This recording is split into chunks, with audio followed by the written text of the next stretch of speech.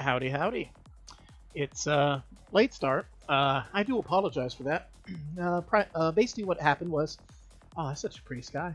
Um, like I said, I do work a full-time job. The whole YouTube thing is it's a side project, a hobby, if you will.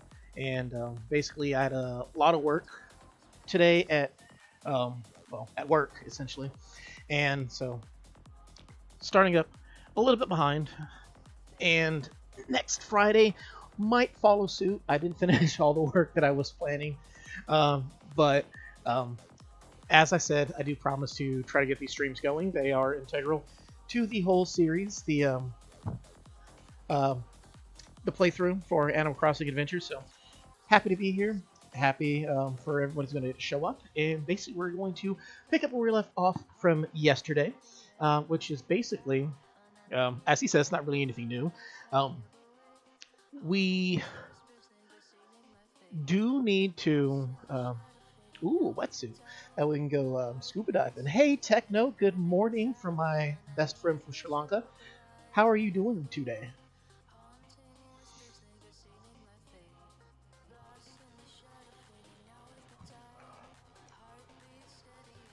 Welcome back, welcome back. Basically, all I was saying was that I work a full-time job, so this is just kind of a side hobby and a passion project for me. I'm definitely going to maintain my word. I'm going to maintain these streams, whether they're late or just a either they're late or shortened or whatever it is, as long as they happen.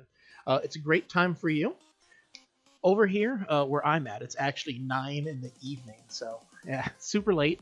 Well, not super late for a Friday. For you, it's a Saturday morning. But I try to start it after 7 o'clock p.m. our time, just so people who might be finishing up their food or whatnot might be able to tune in.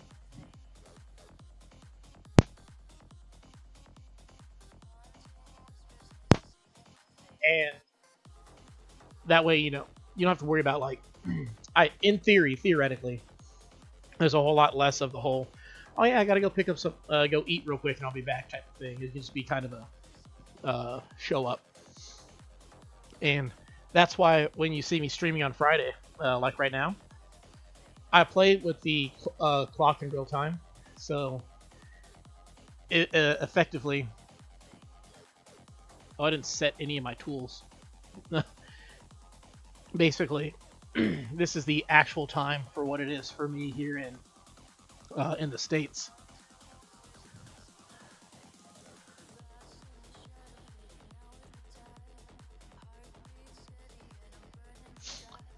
Sorry, I didn't get a whole lot to drink today, so I drank a whole bunch of sugary American beverages before I started the stream, and I got like this glob of ugh in the back of my throat, and I keep choking on it, so I've been having to mute the mic here and there. And as I talk, it just kind of like groups up again. I dig the 2 holes before hitting the rock, because when you hit the rock without the holes, like the holes are basically a brace. If you hit the rock without the holes, you get pushed backwards. The only way to hit the rock 8 times is you have to hit it all of them consecutively. So if there's any hesitation between hitting the rock,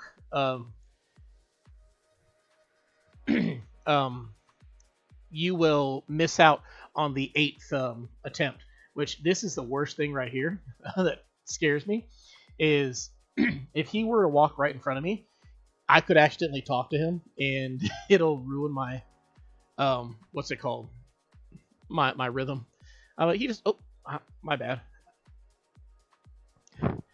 I know it looks like I'm almost sitting down, but I'm actually clenching my abs, Squirt. I don't think it's your abs that you're clenching to maintain that position, but, to each their own.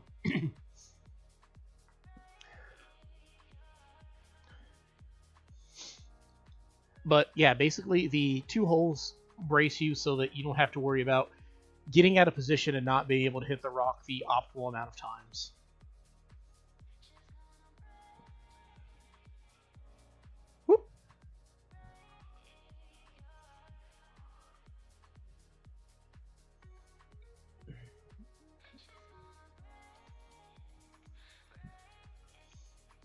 I don't know if anybody else does this. I think different people have their own methods of doing so. They're on a centipede. I actually want to catch that centipede. Oh, man.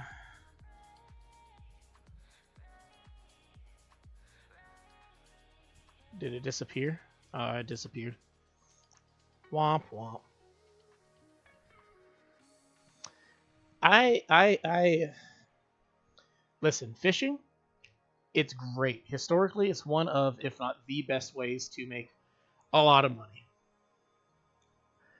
I am just, what's the best way to put it? Timid currently about the concept of fishing, namely due to the fact that I haven't gotten a lot of experience with this controller in fishing. In theory, it should be a lot easier to fish due to the fact that, actually, I'd rather catch that centipede than hit this rock a whole bunch more times. Since we need to donate it to the museum, it's just a lot easier. But basically, I'm not used to using this controller for fishing, so it's just kind of a hubris issue. I'm just kind of embarrassed that I want to suck really bad at fishing, and I rather just not suck at fishing just yet. Maybe if I get some practice. Probably what I'll do is one of these streams, not the river streams, but the video streams, I might take some time to just dedicate it to fishing. Obviously, Animal Crossing plays in real time. Not just the night and days are the same, but the seasons are the same, which means different fish are in season at different times a year. So we're already, what's it say?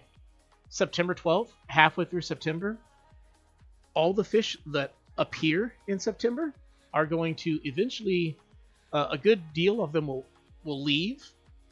And when they do, then they get replaced with potentially some fish from the next month. Oh man, I'm so nervous. Oh, I was not sure if that was the right one or not, but hey, look, we got a catfish. I'm more of a dogfish person, though. We still don't have a slingshot, so we can't catch those balloons.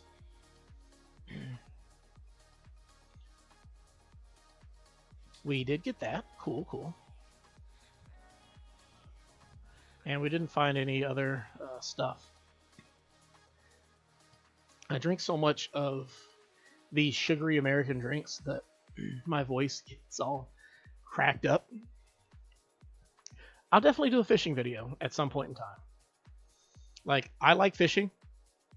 I'd like to fish in real life at some point, but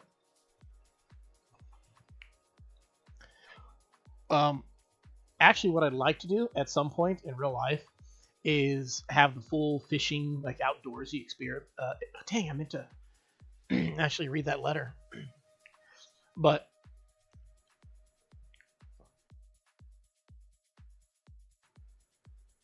have that full outdoorsy experience where I go out into the woods or something, and then, or camp on the beach, something like that, and then like catch a fish, and then like do all the stuff that you do to,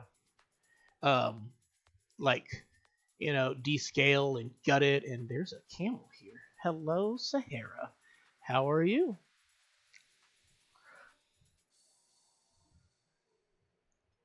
Oh, camel, my camel. So I'm just gonna run through her stuff real quick. Basically, she is a money sink for people who like to collect stuff. She sells large rugs, medium rugs, and small rugs. Each rug that you buy gives you a certain number of tickets. You use the tickets to buy special mystery rugs from her. You can get 2 from her. You get 1 from trading 5 tickets, and 1 from trading or just buying outright. So the optimal way to do it is you got to buy a bunch of her small rugs, like her different rugs, to get tickets. Two ways I see people do it is they get 2 medium rugs, 2 large rugs. You can get 3 large rugs, and 1 small ticket. Um, I don't have a lot of stuff currently, so it benefits me to just buy all 3, so I have access to extra tickets or extra rugs. So we'll get the mystery wallpaper. That way I have extra rugs. So I'll get 1 of each. That'll get me up to 6. And then I'll probably buy another small one, another large one. That'll get me to 10. She does inform you when you have already purchased one of her rugs to try to keep you from accidentally double purchasing. But we are knowingly doing though. Alternatively, I can get 2 small rugs, but I can't do that in my country since half the rivers are full of garbage. Now, shall we decorate the house? Probably not. We're probably going to leave the house as is for now. Ooh, stomach cramping, dying. Ooh. Part 2 of drinking way too much. It's passing the throat at this point, and now it's just like settling in the stomach, and I feel like it's eels twisting in knots, and it is oof. So we need 1 more large rug. That should get us the last amount of tickets we need to get the mystery flooring. And then we'll just outright buy the mystery flooring and wallpaper from her. I'm gonna be quite honest with you. I did not eat properly. I showed up at 8. I woke up at 7. No. 7? Yeah, I woke up around 6:45 this morning, and then I went to work. I got there about 8 o'clock, and I was at work for about 11 hours. So all I cared about when I got done was just eat something quick and bad. So I went to a place called Hawaiian Bros. It's like a Hawaiian fast food chain, and it was a bad experience. I like their food, and they didn't have anything I liked. I asked them for the luau pig, and they said they didn't have it ready at that point in time, which, mind you, it's just shredded pork with a bed of rice, so that stunk. So then I said, okay, cool, they have ices there. So I said, can I get the icy then? And they said, sorry, our icy machine isn't working right now. I'm like, oh, great, it's McDonald's. Anyway, fine, can I just get the vanilla soda that I know that you guys have that's so delicious and it's hard to find? And they said, we actually switched to Coke product, so we don't have that anymore. And I'm like, no. Instead of getting the luau pig that I wanted, I ended up getting their Molokai chicken, which it's basically like, it's kind of like if you've been to a mall, it's like food court Chinese food, which isn't bad. It's probably on my like top favorite Chinese food types, but it's definitely not good in terms of what you should recommend your lovely children to eat. So that's what I had for dinner. It wasn't great. It was probably a bad decision, and I can't put any more things in storage right now. Oof. That's fine. Basically, that just means we got to make our house bigger. But in the meantime, we got to donate these fossils, and any fossils we can't donate, we should probably sell. So.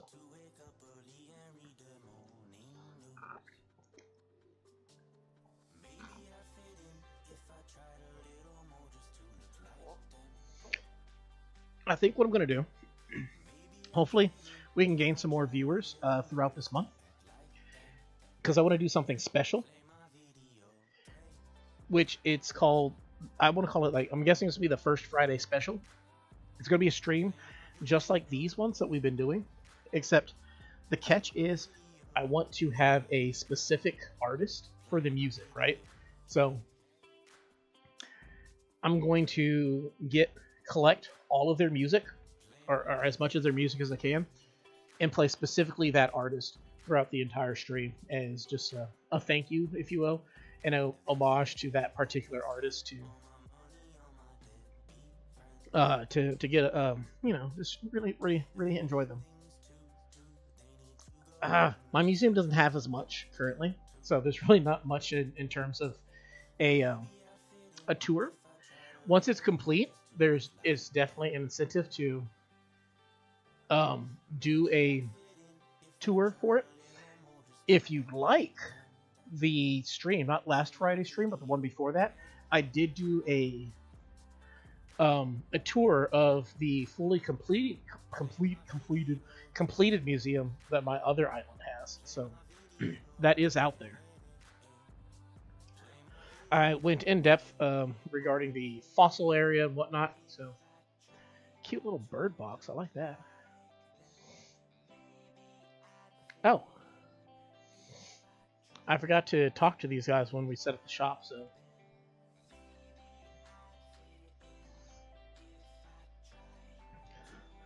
what I could do,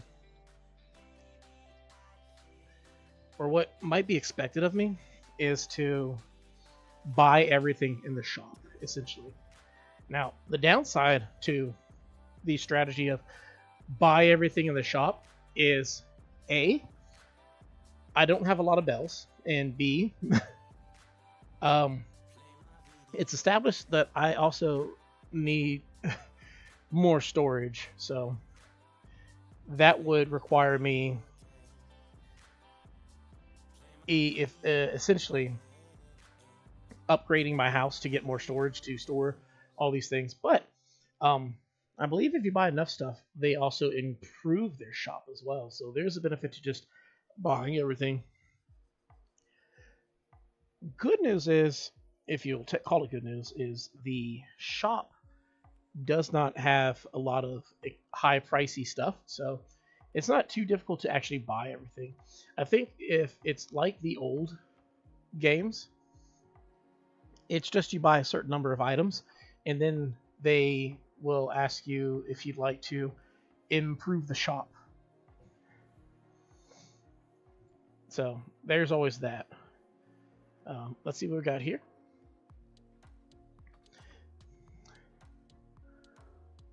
Oh, we got the slingshot DIY.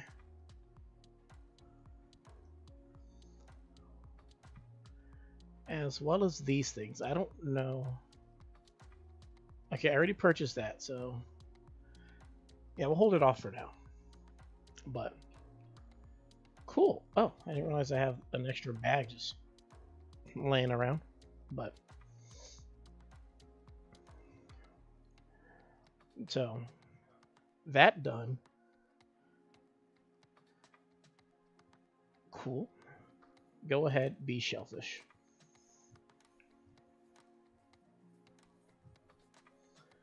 So next thing's next. We're going to talk to Nook. Basically, he's going to give us the means to... the cards are DIY cards.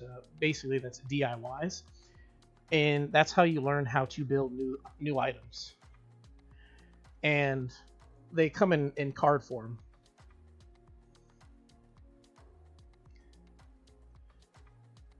So when you see them in the shop, you can buy them. I believe the core of them in the shop are the ones that make up for ones that you might have missed. So like if you're a new person to the island, like let's say you make it to where you have a new town, or not new town, you make it to where you have like a new person who visits your island, like lives at your island. You can, when they live on your island, you can make it to where they can get the DIYs that they missed from the person who were to set up the island. So you don't have to worry about somebody losing out on the things that only the first person would get.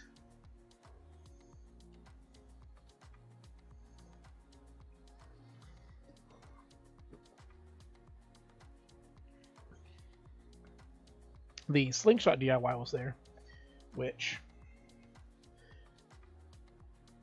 I don't have it here, but I do have the stuff to make better tools. So that'll be fun. Just need iron for most of them, right? Yeah, iron. And the... Oh, okay, you can make a stone axe. Oh, that's cool. But all these just need the flimsy variant and the axe, so that's cool. Alright, let's talk to Nook. Ah, Chris. Hello, hello. What would you like to talk to me about? I'm all ears. What should I do? Well then, our bridge is up, so let's get to work building some homes. Please take 3 housing kits. Why, thank you. With these housing kits I gave you, you'll pick out plots for not 1, not 2, but 3 homes. Similar to Minecraft, except you don't have to learn the crafting recipe. It'd be like if in Minecraft you couldn't build anything without first learning how to build the thing. Whereas in Minecraft, you can build everything from the get-go. It's just a matter of finding all the things that you would use to actually build the things.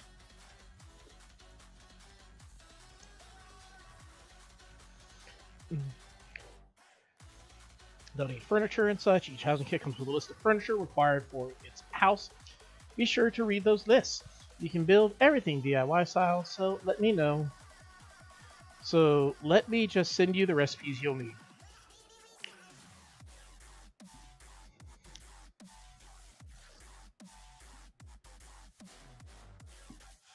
He doesn't carry them at all times. He just carries them right now because he needs a slave to set up the houses. Oh, got more DIY stuff.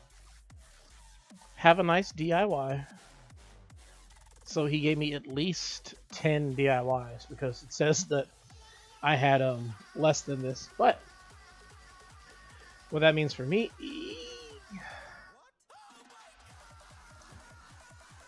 Well, tickets cost too much, and I kind of wanted a shirt, but I'll just not get it right now because I'm going to get a blouson.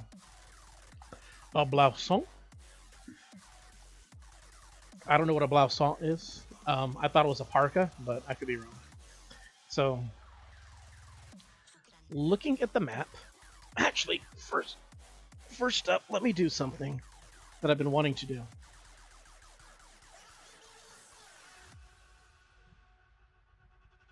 Okay, I can't do it right now.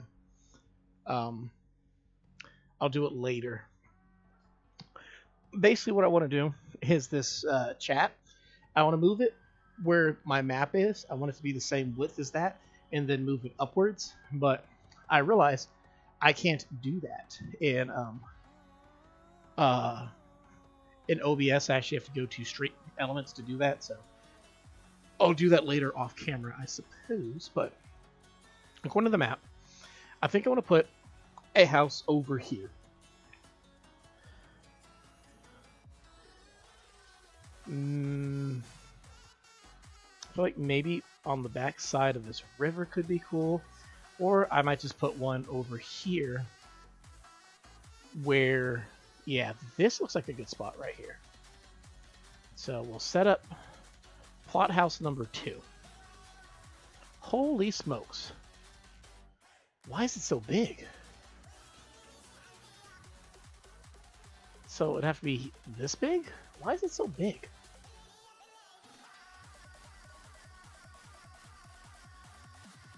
What if I put it here?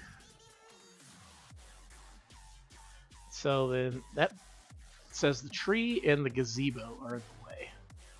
So what we'll do is we'll grab some cherries. Hey. My bad. What I meant by off camera is I'm going to fix the stream's proportions off camera.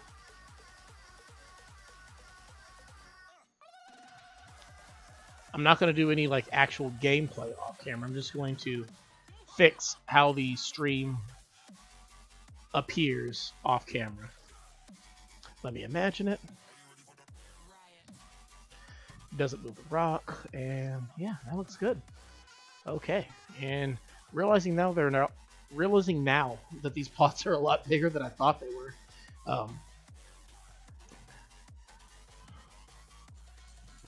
Hello, is that you, Chris? Yes, yes, this is Tom Duck. How goes your search for housing land? It's going great. Stupendous. I'm relieved to hear that everything is going according to plan. Oh, I love this song. Alright, be sure to check the box in front of the plot for each home. It'll show that item required for that plot. Interior items should be placed in the box. Exterior items outside. Oh, man. So it's not 9. It's 6 items each. You need 3 exterior items. Good news is, he's now going to give us DIY to make a ladder, so that we can make the wreath for the doors. So perfect.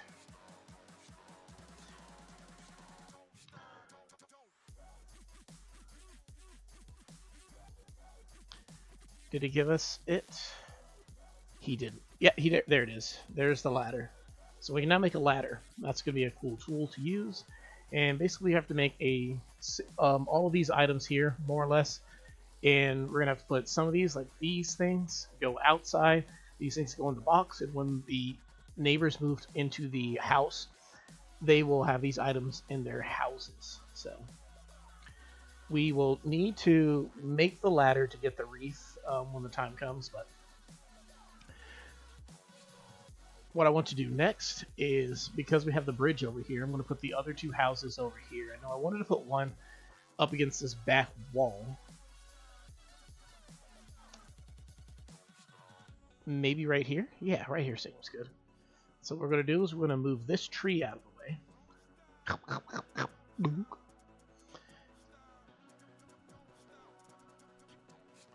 And break our shovel. Of course. Well, let's see if this is close enough for us to put down house number 2, or 3, technically. Will it move that tree? If it doesn't move the tree, it's good. It doesn't move the tree, so we're good.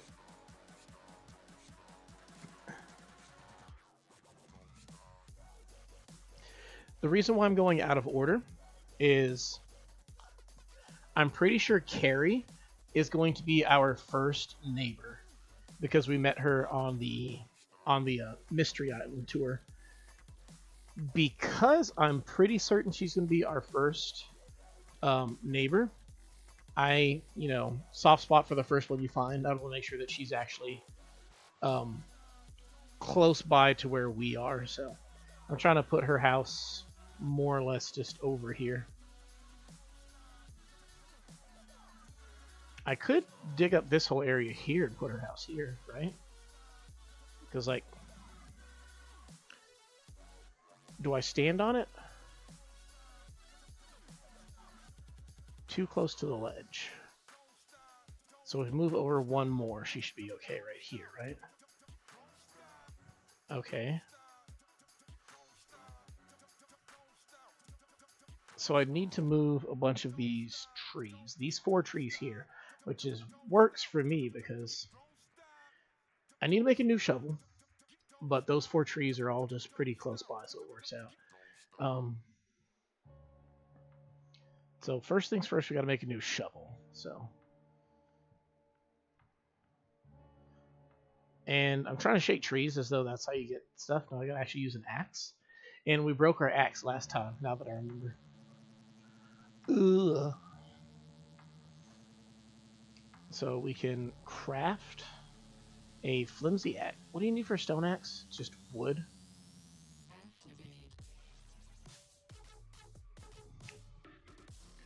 We're gonna need a lot of wood, so.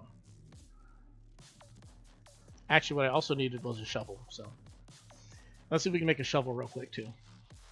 Or what do we need for the shovel? The flimsy shovel needs hardwood, so we're going to just chop these to get some various wood, and then we will, once we have enough hardwood, we'll make a shovel, and then go back to moving those trees so we can put down what's it called? plot number 2. What we're trying to do here is we're going to try to have our so our net should be, there we go. So if we come across a wasp, we can theoretically catch the wasp. What other fruits can you get? So I have cherries are my native fruit, and then pears are the fruit that was given to me as a gift. I have enough to make the shovel, but I'm also going to need the ladder, which is going to take 4 of each. So I need 9 hardwood. The other 3 trees that you can grow are apples, which are my very first fruit from my first save file long ago on the GameCube. Peaches and oranges. You get them from one of 2 ways. You can receive them as a gift from somebody far away. They also come from those balloons that float by. You can get them out of those as well. Or if you go on a Mystery Island tour, you can find a Mystery Island that has them, and you can get them that way. My personal preference when it comes to getting the fruit, if you find them on a Mystery Island, isn't to shake the tree and get the fruit, but rather to use your hunger meter to just dig up the tree and take it with you. So what we're going to do now is we're going to eat these 4 cherries, and then we'll be able to pick up the... I should make a slingshot.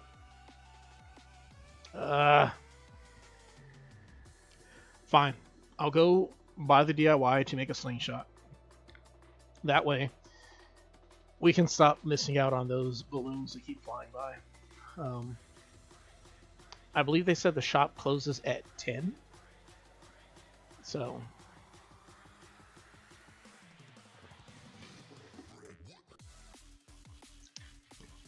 there we go. Cabinet, we need the DIY for a slingshot.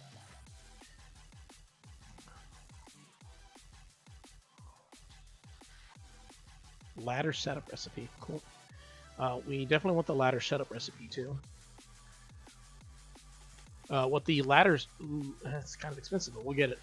Basically what the ladder setup recipe does is, normally you use a ladder, you can carry one on you to climb up to high places, but if you use the setup ladder, what you're supposed to do is you set that up in an area where you frequently go up and down a cliffside.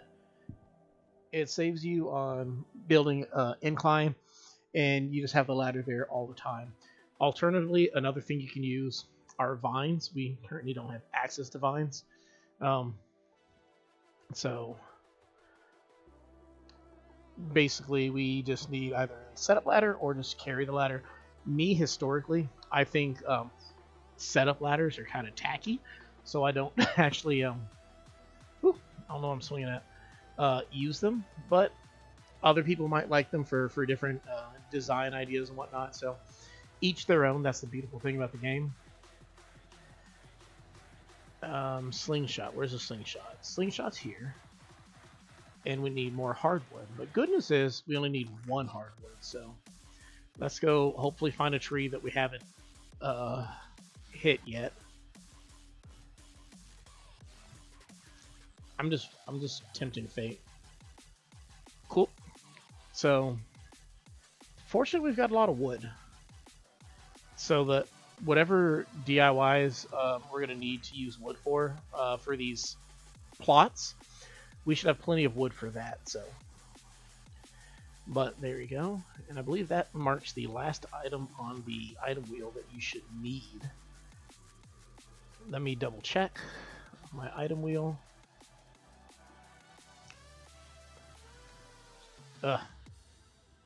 I'm actually quite lazy when it comes to setting up my item wheel. And I find it easier to just drop the items that aren't on your item wheel and then pick them back up. And then what it does is it automatically puts them on your item wheel.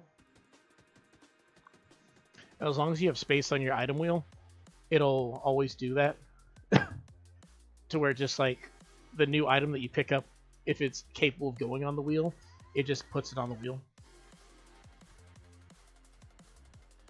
Make sure I have enough space in my pocket to pick up 2 more trees.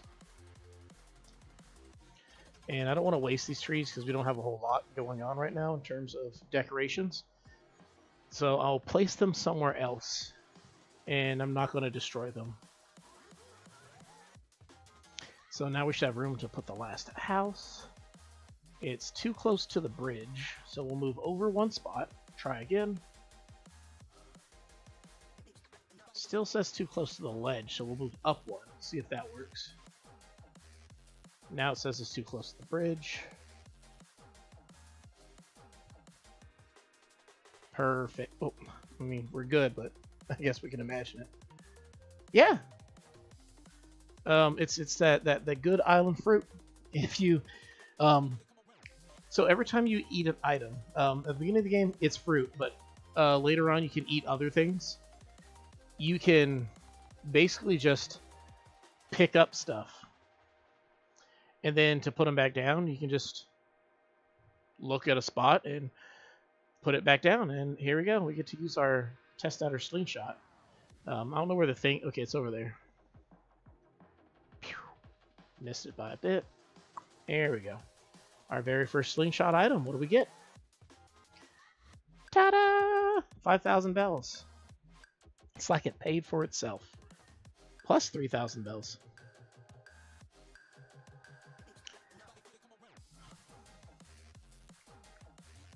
Yes, it's true. The Animal Crossing character is so strong. They can just pick up a tree and drop it any which place that they want to.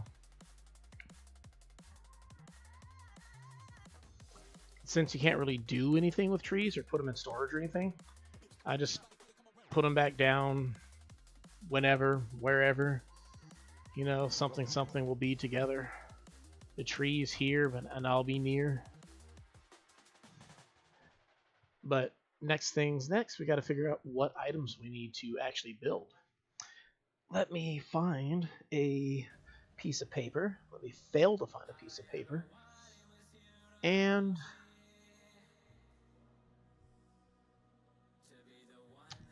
you don't. I think in previous games, they would attach them to a name. But now you get that from the messages on the beach. And the balloons don't tell you anything. Oh, yes, yes. Interior items. Wooden simple bed. Oh, let me just use my phone, right? So let's just take a picture of what it says. Wooden simple bed. And all that jazz. And then the exterior items are these things. All right. Let's go take a look at the... Oh, smokes.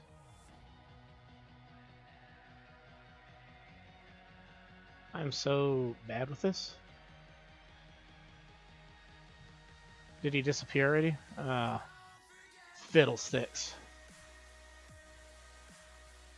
For some reason, I thought I left something on the ground. And I let the walking stick make a fool out of me. Let's see, I should watch a game theory video on the lore of Animal Crossing. I'm here to be the bearer of bad news. Bad news. I don't think there's a game theory on Animal Crossing lore because I don't think there's really lore to Animal Crossing. It's just kind of you play the game to experience the vibe of the game, and that's it. There's nothing particularly impressive outside of the idea that Animal Crossing is literally the video game incarnation of lo-fi.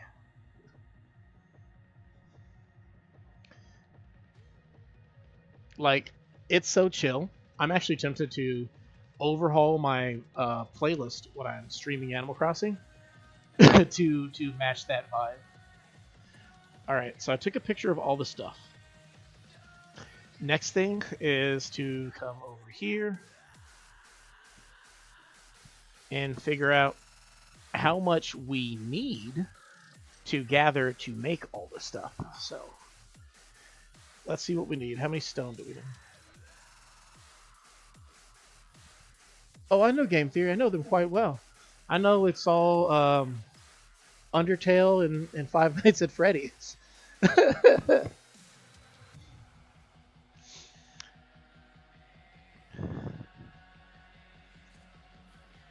Let me go over my picture list now.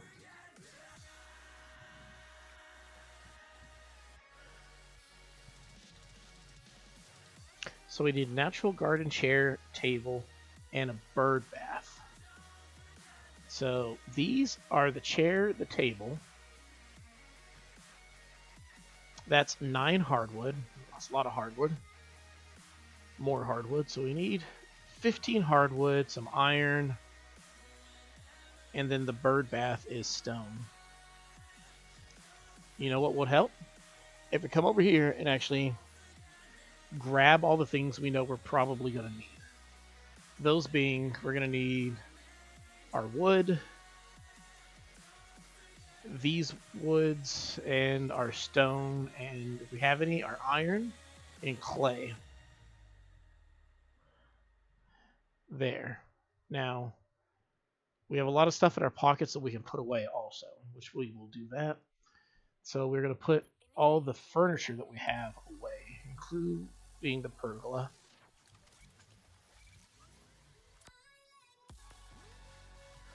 So now we should have, in theory, enough room. I don't believe it. I don't believe it.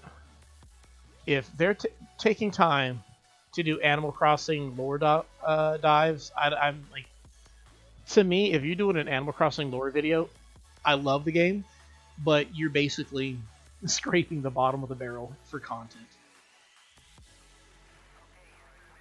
Like, I love the game, but the most interesting thing about Animal Crossing isn't Animal Crossing, but it's the people who play it and the things they make in it.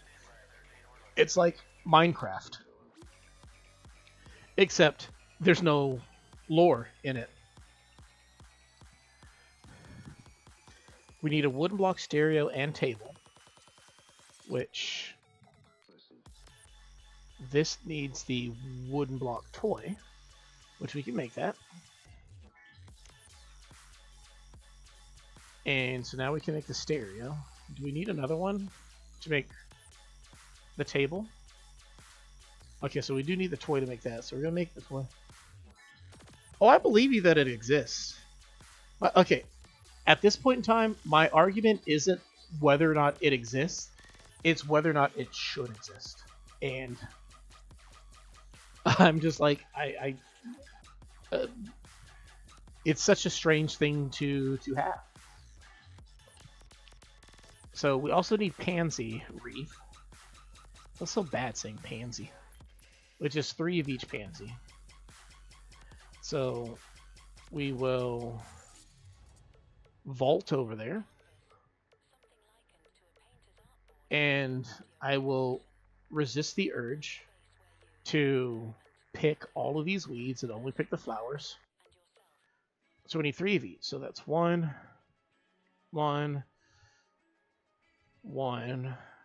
2 yellow, 2 red, 2 white, and that should be it for 1 pansy wreath. They're going to ask me to make multiple pansy wreaths, I'm sure. Well, it's not a lore vid, but something of equal caliber. Okay. So, they did make a lore video, but they just have like videos about Animal Crossing. Me personally, one of the things I love about Animal Crossing is that there doesn't appear to really be a lore to it. So it feels like it emphasizes how chill the game is. Like, if it was a complex game, like, you compare Animal Crossing to... Oh, how Tom Nook is not a crook? No. No. No. No, don't accept that. Never accept that. to make the argument that Tom Nook is not a crook, like that's victim blaming essentially.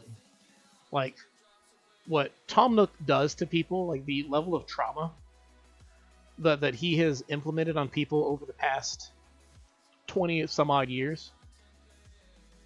It's like Tom's a crook. He's 100% a crook. You can make the argument that like, oh no, Tom's not a crook. It's just capitalism. It's like, it sure is. It's just absolutely fantastic. Tom Nook is 100% a crook. There's no arguing it. He can say otherwise. But it's 100% true.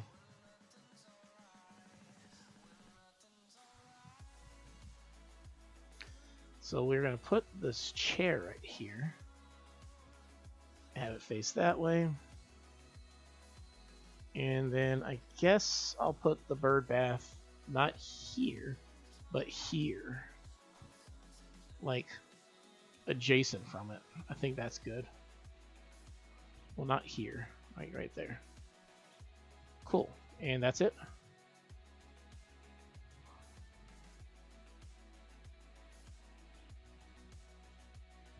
Check exterior items. Everything's good. Perfect. That's one down.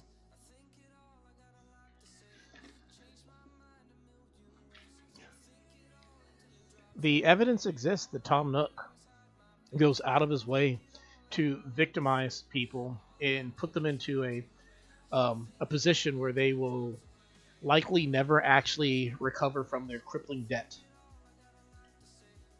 That's the evidence that I look at. Tom Nook, like, my best example of Tom Nook is he's that greedy uncle who, like, every time you see him, he's like, "Hey, cuz, hey, Neff, you gonna let me borrow like $5?" And over the course of like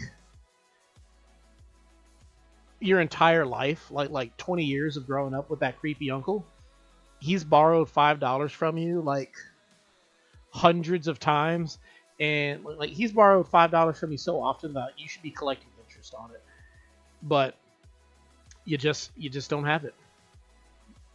Like, that's Tom Nook. He just shows up and say, "Hey man, you want a house?" And you're like, "Nah man, last time you gave me a house, like you didn't give me a house. You like told me I gotta pay you back a whole bunch." He's like, "Nah bro, nah. I'm like legit right now. I'll just get you a house." And you're like, "Okay, I'll trust you." And you let him build you a house. And he says, "All right, that's $5 billion. I thought you were just gonna give me a house." Hey man, ain't nothing in this world for free. I ain't gonna live in it. We're gonna be homeless. Dang, you got me again. Though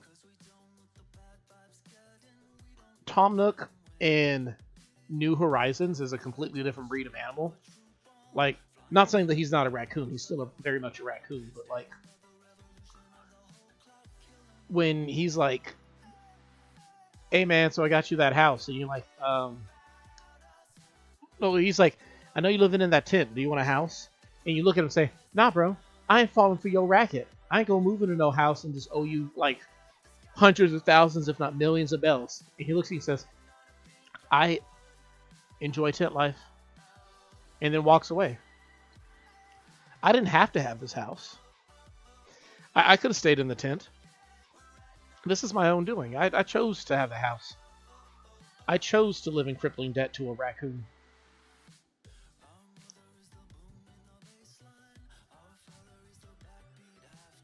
That's the funny thing. There ain't no taxes. Like, it's the craziest thing about it. Like, as bad as he is, he's actually the nicest person you'll ever owe money to.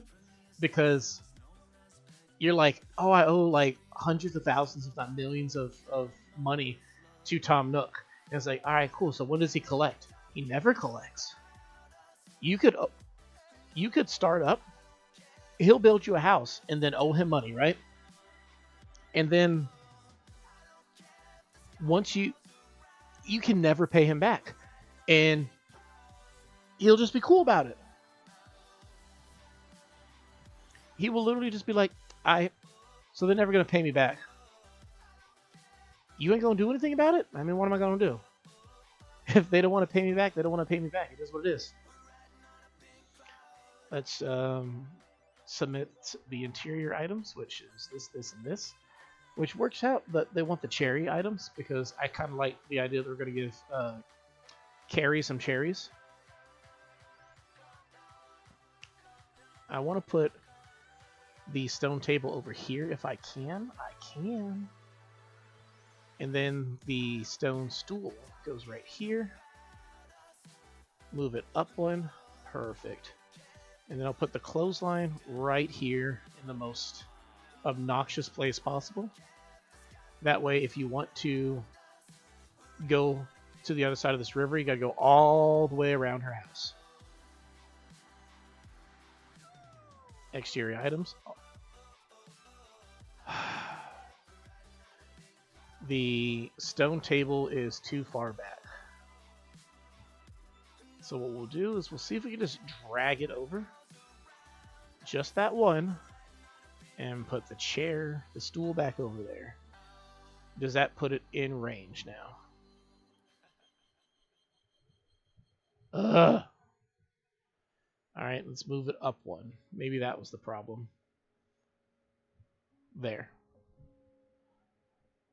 Is it in range now? Are you happy? Thank you. So that one's done.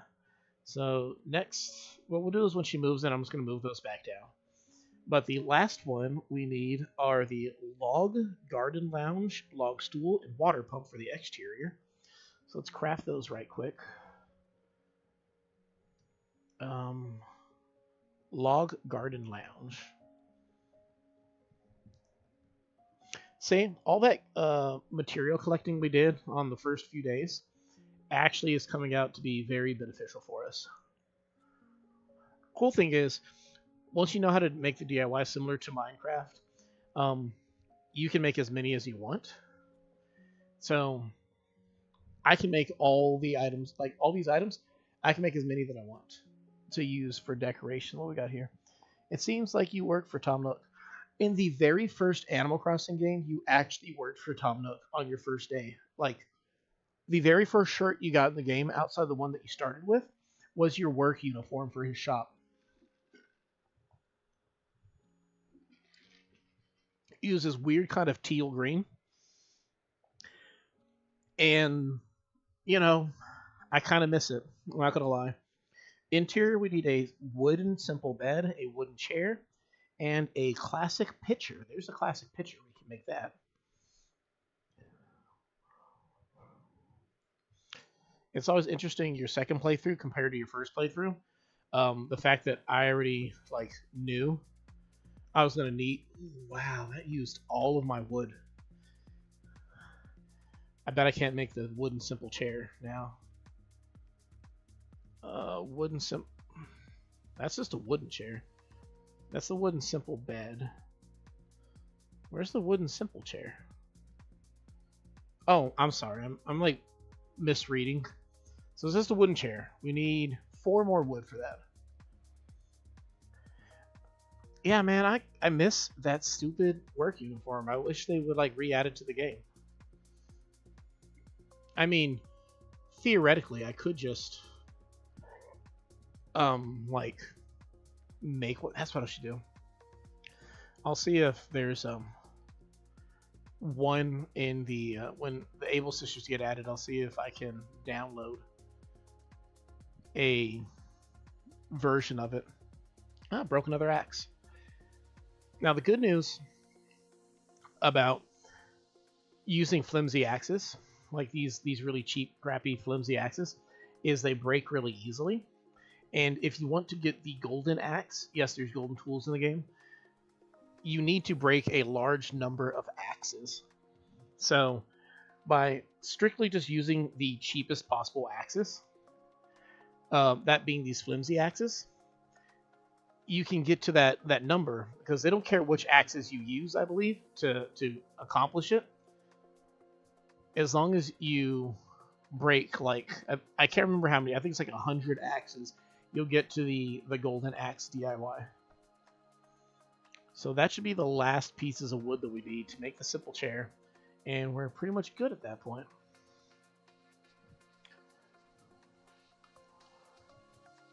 Then we'll be able to talk to Tom Nook. There's other things I'd like to build at some point for the inside of the house. Basically, I want to make the main thing is a DIY workbench. This one right here, the mini DIY workbench. Actually, the real thing I want to make is, it's a part of a set. I don't know if you have to, I think you have to find it all, but I feel like it's like a really classy look using metal and wood. I used it in my old island in my kitchen, and it's just a really clean look. I have to look up what they're called.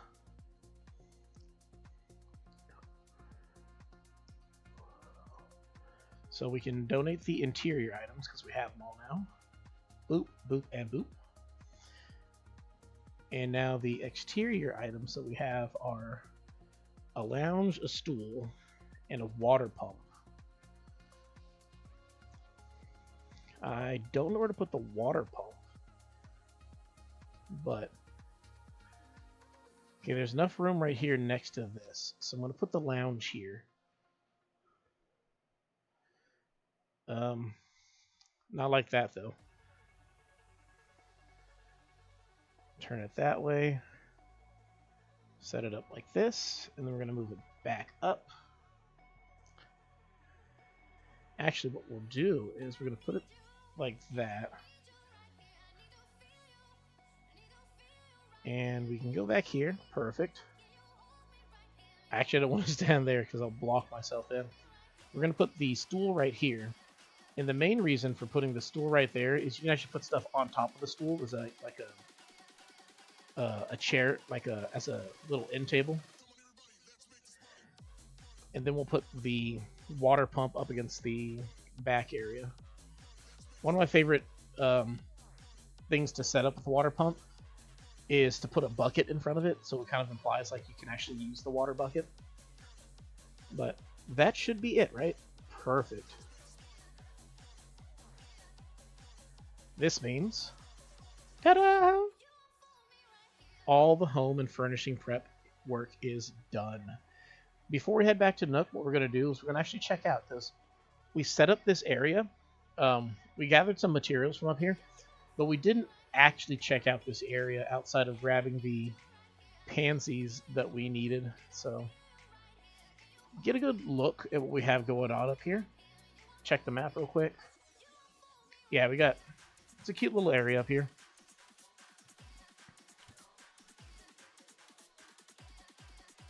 Nice little thing to work with. So once you complete the island, the air quote story of Animal Crossing New Horizons, basically what it is you get a special guest who comes and performs a concert, and then at that point you can get a lot of music from him. And once you have that accomplished, you gain the ability to terraform, which basically, it's like in Minecraft speech, it's your ability to actually create rivers and cliff sides and whatnot. Basically, you can sculpt this island to however you want it to be. But before you get to that, you spend a good portion of time just living on the island as is.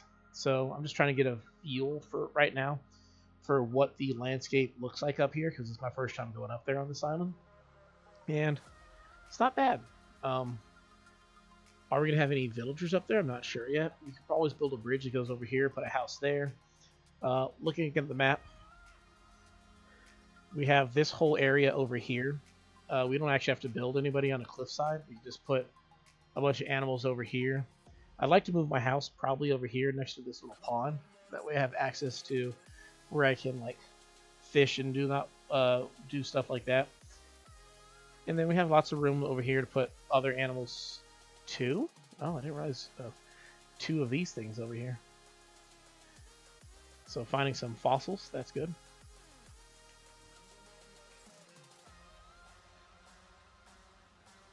So a lot of high hopes for what the island's going to look like in the future. But understanding that we can't actually terraform until we actually get KK Slider to visit the island, which you don't get that until you have it at um,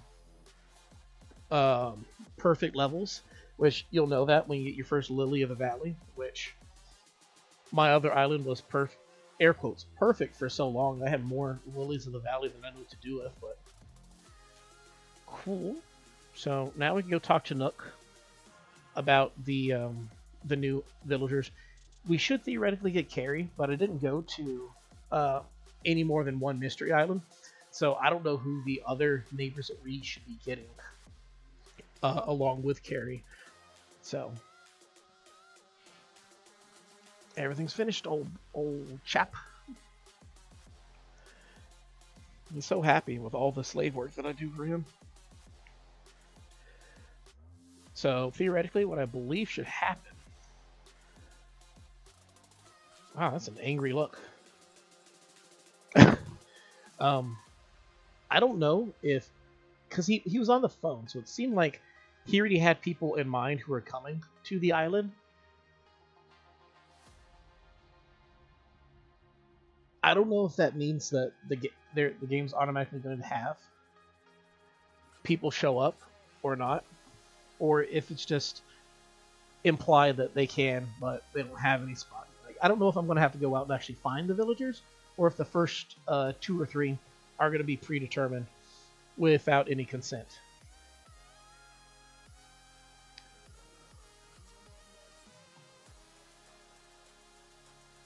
So let's see. You gonna pay me for all that work, bro? Whoa, whoa, whoa. Hey, bro. Chill. Oh. It's so funny. You invade my privacy, and then you give me the exact item I would use to protect my privacy from you.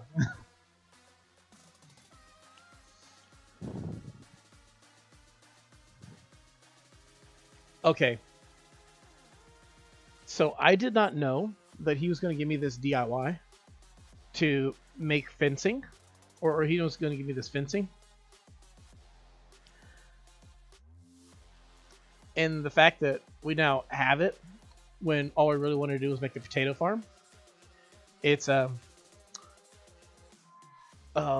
term we use is serendipity, which implies a pleasant surprise.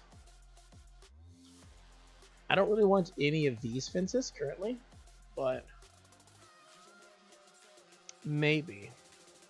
I'm really more of a lattice fence. Make a house on the mountain. Wait, didn't I say I was going to?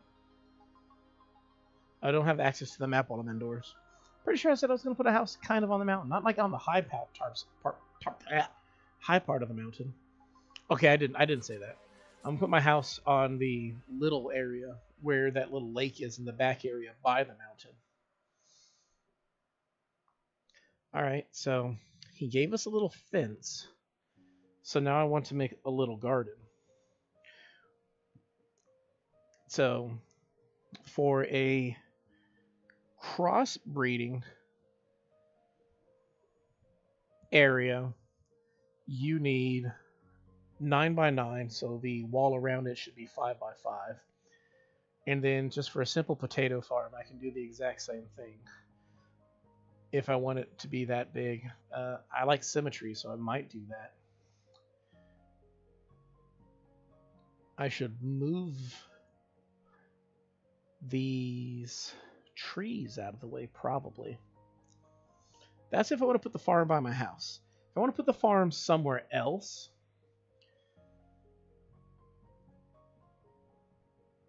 say back over here or something. See, my problem is it's all about convenience. I kind of like having the potatoes and whatnot like right next to me. That way I have access to them from the get-go. So that's probably what I'll do, is I'll just move this stuff around. I think right here should be good. And what I'll probably do is build it off this way and then down this way. Yeah.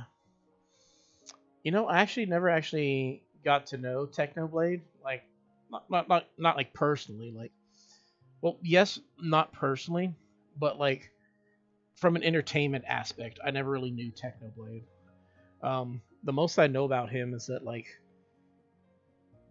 it's all good things. I knew that he was a well appreciated person, and you know, honestly, that's all that one can really ask for, right? With trying to be remembered is like this.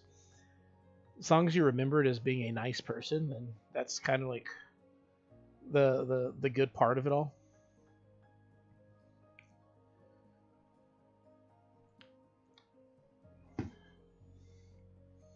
But I didn't actually know him like for his content or anything like that.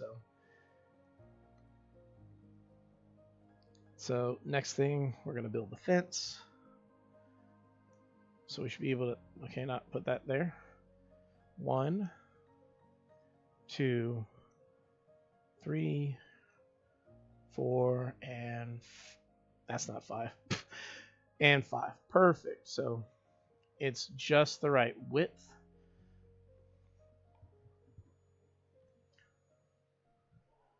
Like I said, I heard lots of good things about him. I just didn't actually ever get a chance to know him, like experience his level of content creation for myself. But like I said, like if I were to die tomorrow, I would hope that, you know, somebody might look at my type of content and be like, yo man, like Atlashan was like he was a cool dude.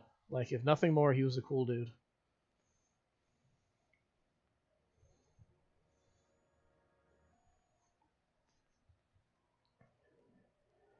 What I'm going to do is I'm going to build it this way. That way, 1, 2, 3.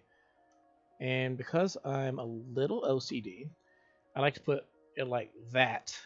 That way it implies that this is the entry area. So 1, 2, 3. 1, 2, 3. Perfect. Next thing's next. We got to get the potatoes, guys.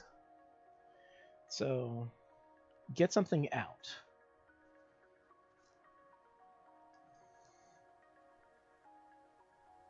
The potatoes.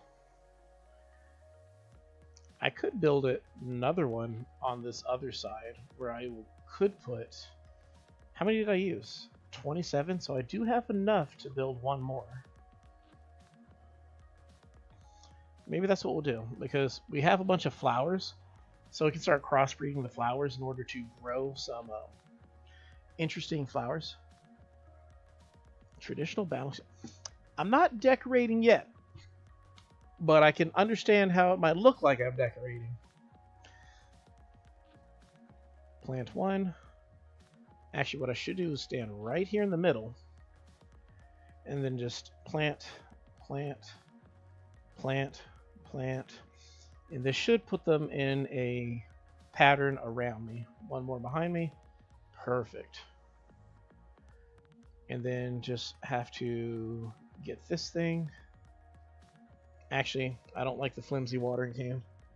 And I also picked up my crafting table, so gotta set that down somewhere right quick. I like how it says simple DIY workbench, but really it's just a stump.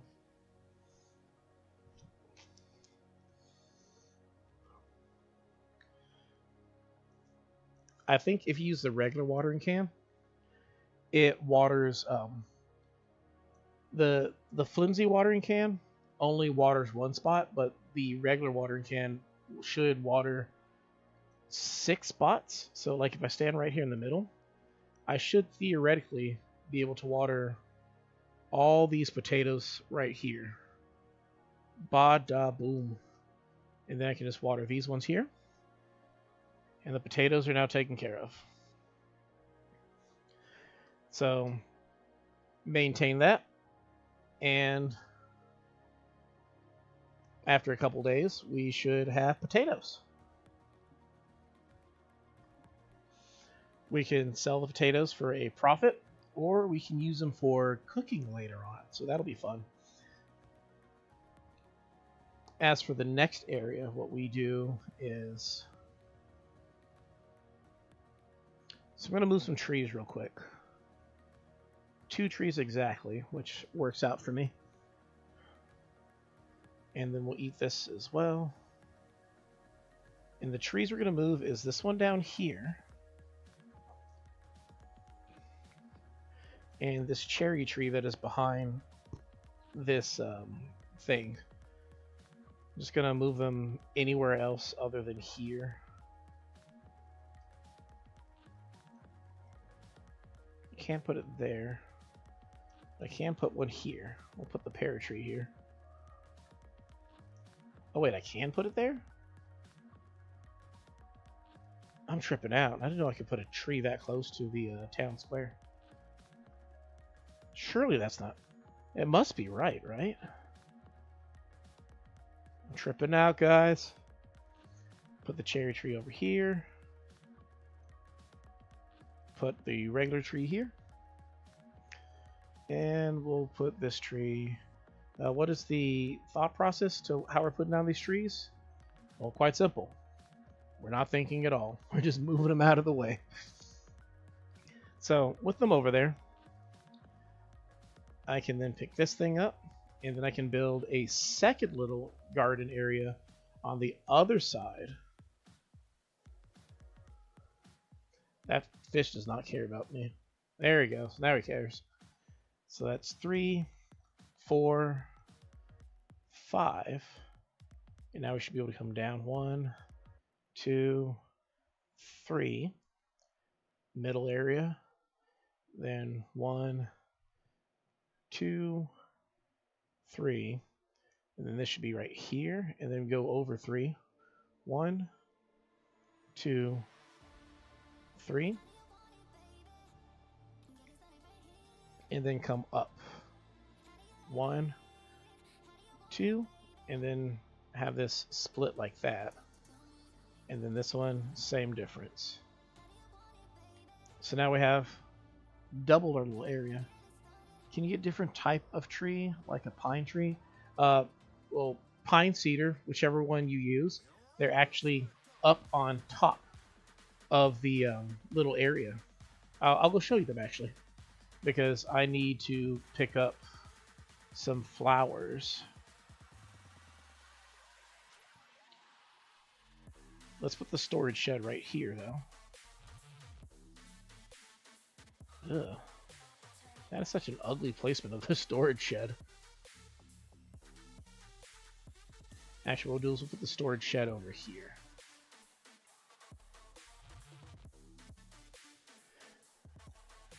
We're going to put some items away. So I have 1 potato. And...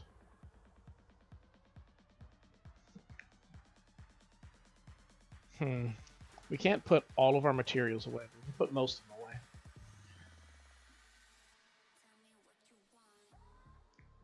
And then now we need to go get the flowers.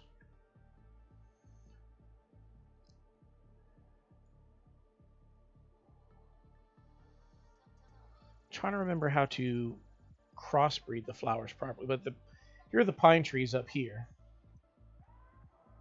So orange comes from yellow and red, I believe. So we can dig up this.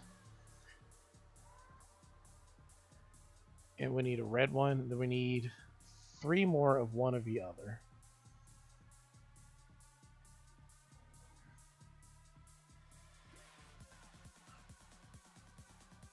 We have not donated that yet, so we're going to catch that. Yoink.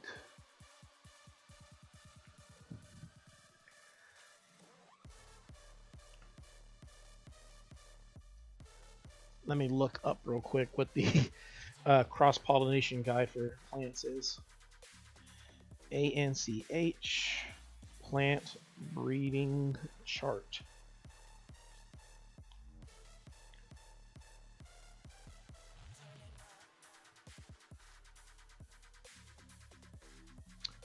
So for pansies, so purple, orange, and then there's a special red one.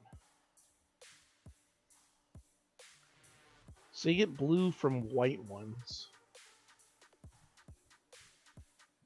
And then the special red one comes from blue ones. You need 2 of the special red to make purple. Interesting. Gotcha, gotcha. So,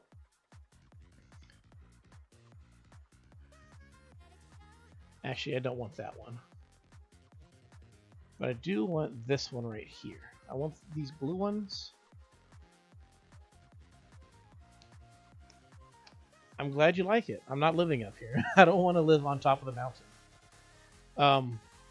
Later on, after you complete the terraforming, living on the mountain isn't so bad.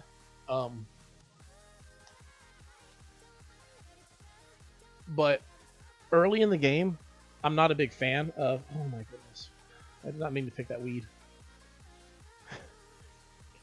But like early in the game when you can't actually like move items around, like it's just inconvenient having to come all the way down here, have to break out my ladder every time I want to go to town. I got to break out the ladder, climb down, go to what I need to do in town, and then come back up.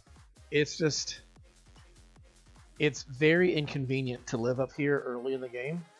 So I'm going to be happy in my little spot on the bottom. We got 5 of these, so I need 1 more yellow.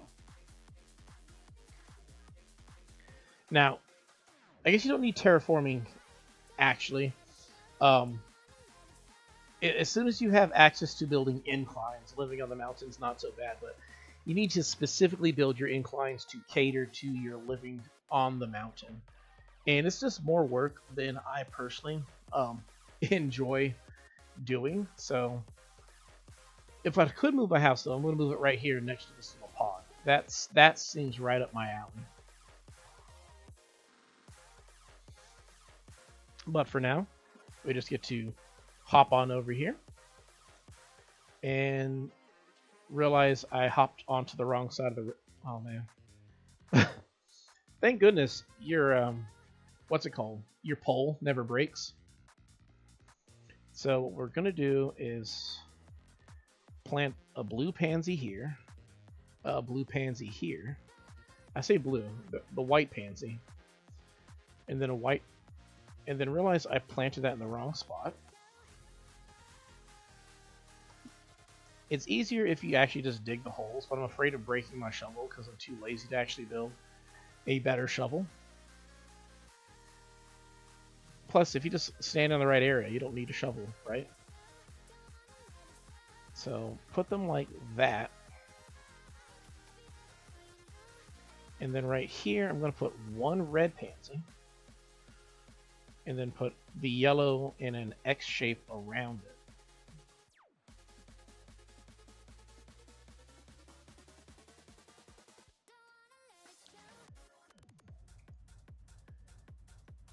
Perfect. And then water them all so they actually do their business.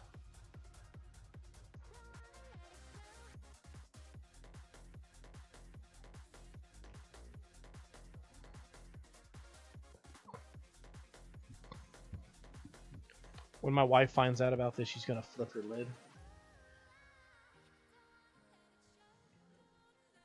She is the nicest person in the world, and she's twice as nice when it comes to Animal Crossing.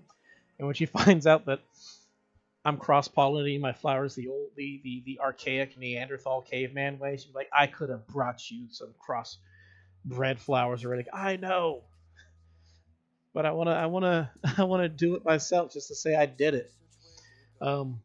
I used to crossbreed them on my own island for the longest time. I think the only thing she ended up bringing me were like, I think blue roses were the ones that I had the hardest time actually getting.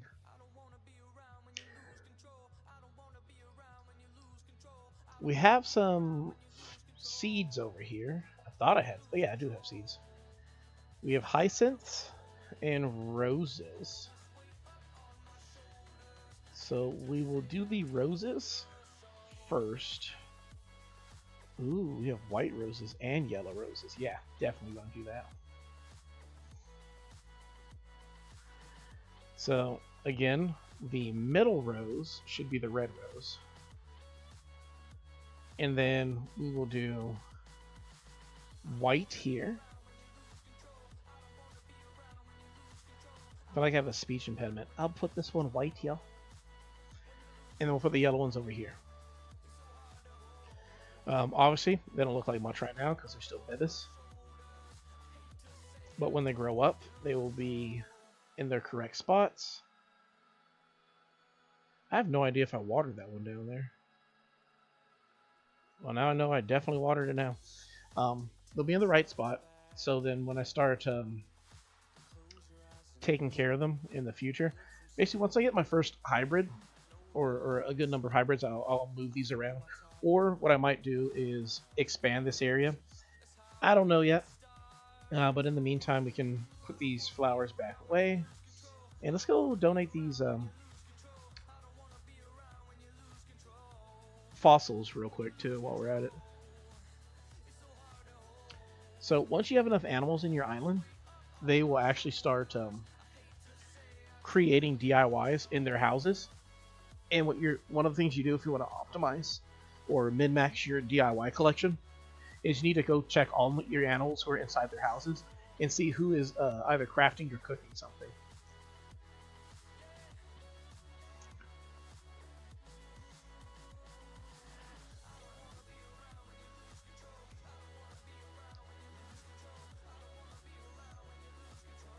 Cool beans, we can donate some more stuff. Now, I'm not sure how long it takes to get all the extra items here. So what do we get extra? Saber-tooth skull, cool. But one of the things that you can add at the museum is you get a place called the Roost, which is basically Animal Crossing's version of Starbucks. And it'll go like right over here. So cool. Flower power, we got planted a lot of flowers, so they're happy with that. Give us more Nook Miles.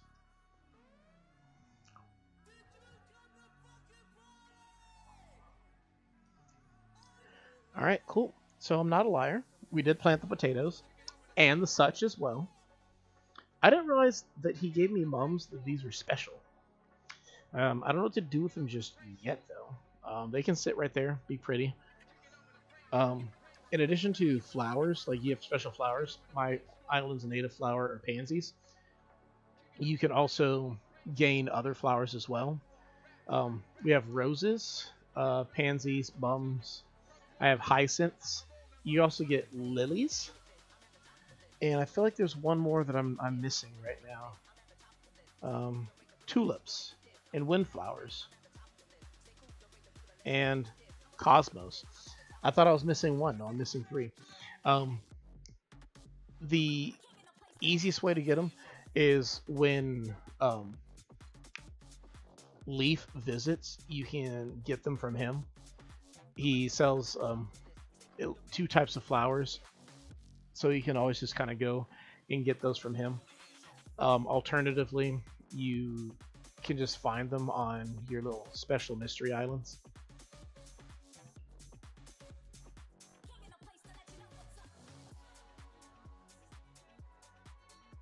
I'm sorry, I was having a mental moment where I'm like, I could plant some of my bushes around here. Let's go look at my sad house. I want to make all the DIYs that I haven't made yet. It's more sad when I'm inside of it. I just don't know where I would put them all. Let's see what we currently have in storage that we can empty out. We have... I guess what we can do is actually go in here. See how big these things are. Whoop, that's not what I meant to do. I definitely did not mean it. That's an ugly floor. Yeah, I get it that it's rare, but that's an ugly floor. What wallpaper did we get? Nothing special that I like.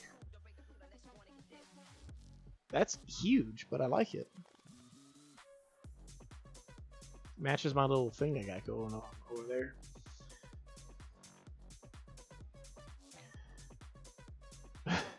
Sad little tatami bed. What's that? Tiger beetle. Okay.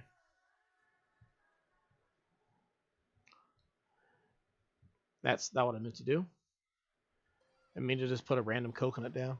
What we can go do, as I realize, part of the and such is I need to plant some of these coconuts so I can actually have coconut trees. Coconuts can only be planted on sand. Later on, when you gain the ability to terraform, you can actually put sand down as a walking block. I don't kind of want to put it there. I want it kind of like over on this side.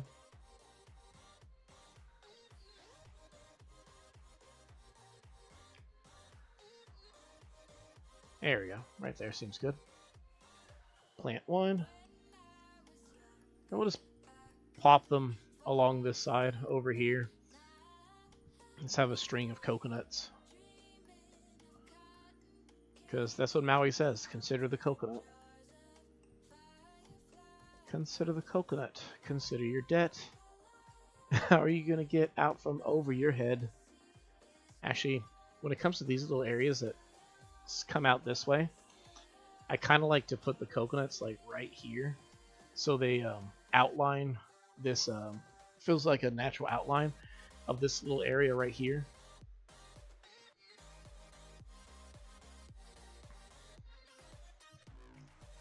It's like, I feel like it's inviting you to come down this way towards the little beach area.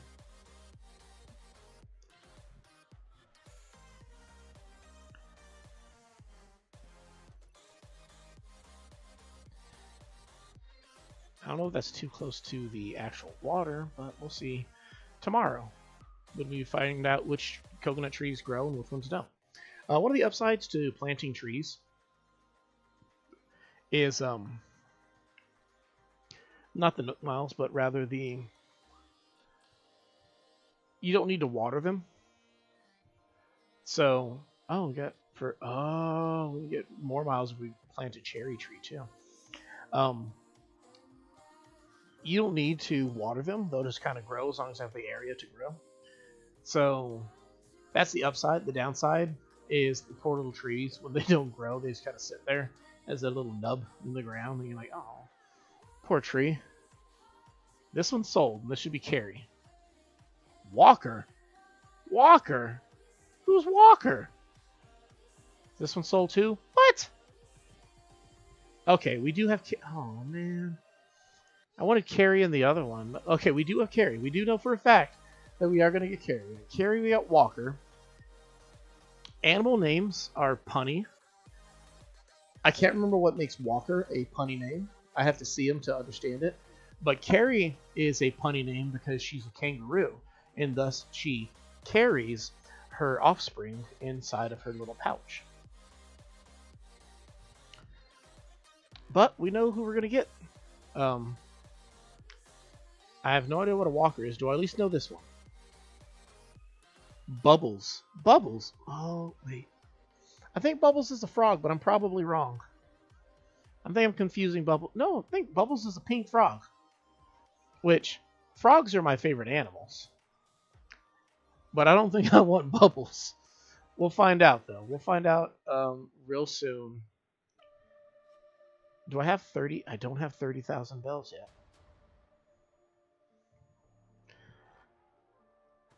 I believe these little dirt spots right there are the glowing ones.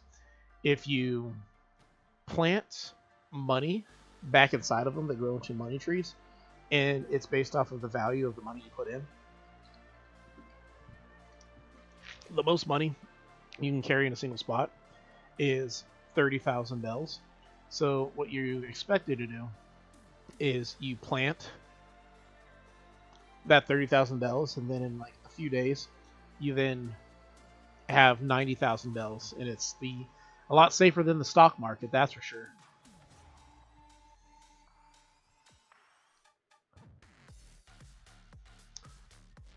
So here's the dilemma. I got a lot of weeds on that top area. I want to pick them so bad. I don't have storage though. So it's like, if I pick these weeds, it's literally just to clear my mind, but I don't actually have a place to put them. But Forget about it. Let's do it. Let's dig up these weeds up here. What I probably should do is make some ladders, though, so I don't have to carry a ladder with me. I've never done it, but I've also never felt like I had a need for it on my previous island. But there's my other rock over there. Because I had to use these pansies for a wreath on my door, or on one of the doors of the houses, I had to pick them off these plants, and I forget what plants look like when they're naked sometimes. Fun fact, if you plant your flowers on the beach, they will maintain their flower. But if they lose their flower for whatever reason, like if you were to pick them or trample them, they stay on the beach. Oh, candy machine. But they will never grow their why'd I get my shovel out? I don't need a shovel. They will never grow their flowers back while they're on the beach. You have to dig them up and take them back to actual grass, and then they can grow their flowers back, which it confuses me. Namely because you can put them on the beach in the first place. But, you know, there's an old saying in scripture that says, you know, the person who plants a seed on the sand, or it's not supposed to plant their seed on the sand. I believe it says that also, but it's like you build your house on the sand, it's, you know, it's destined to fall. But, you know, if you build it on the good soil, it grows. And then also the scripture also has lots of reference to growing plants and whatnot. So the house looks real good now. I'm just gonna say, ooh, you're pretty. I love these things. I would like to have one in real life. But I also know that butterflies are usually like they're only butterflies for a short while. What I was saying was like it. Scripture includes like so much stuff about like basically like cultivating plants and whatnot. So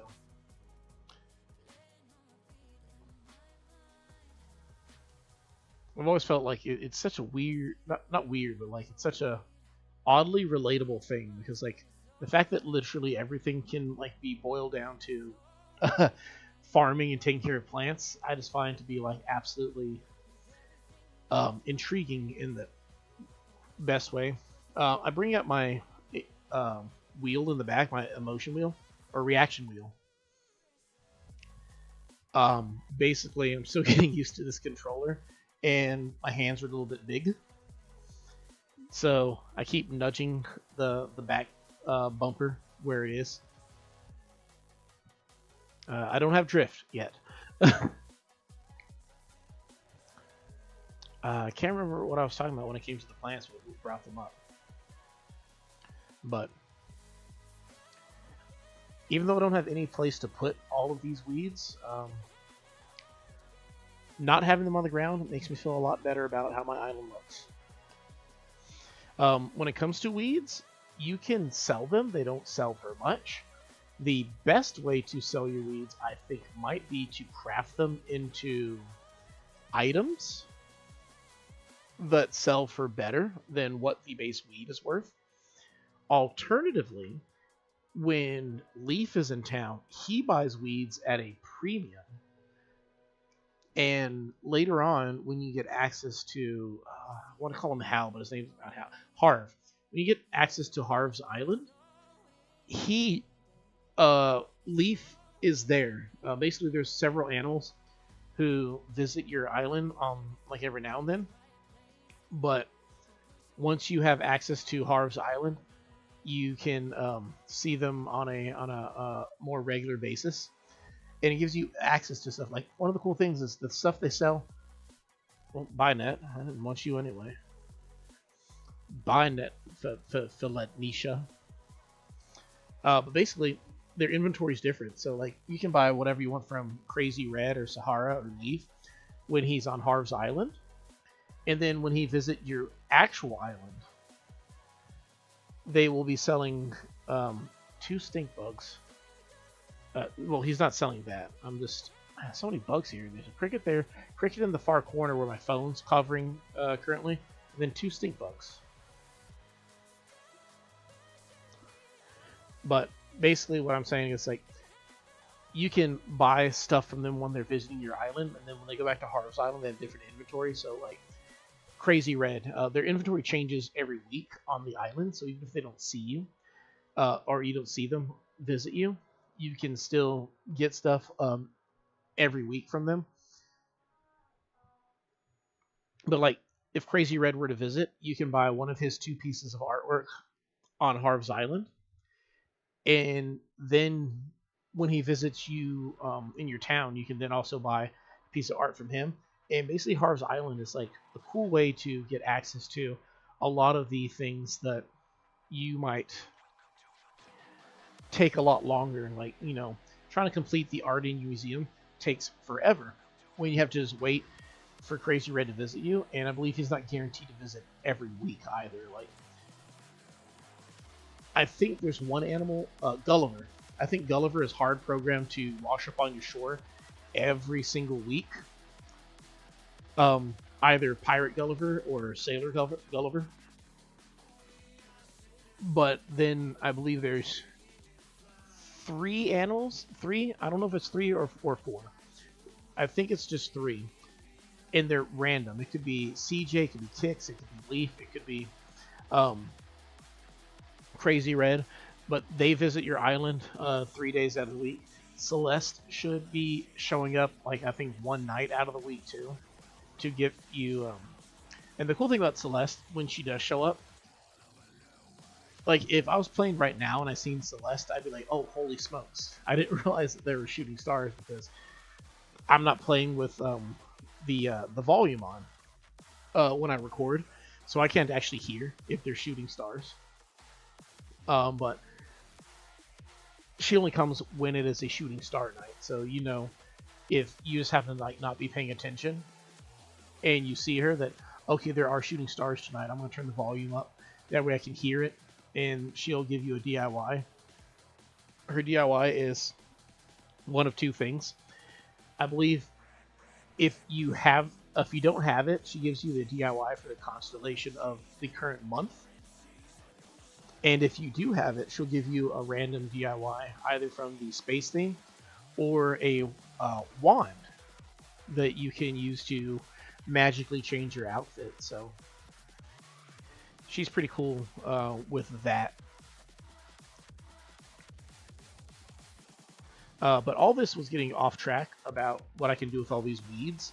Basically, once Harv's Island is unlocked, if I don't want to have all these weeds, I could sell them to Leaf anytime for the premium price that he buys them at. Now, another thing that he does is I believe he can charge you, I think. I don't know if he charges you or if it's just a free service, but if your island has enough weeds, he will pick all the weeds on your island for you. And I've had some islands that have had a butt ton of weeds, and let me tell you something. I have never had so many weeds that he will pick them for me. So I don't know what his threshold for needing him to come pick up your weeds, but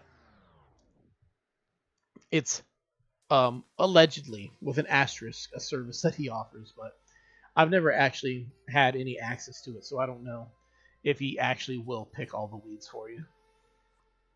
Supposedly he will. I just haven't seen it, so I can't confirm. I cannot confirm nor deny that this sloth will pick all your weeds.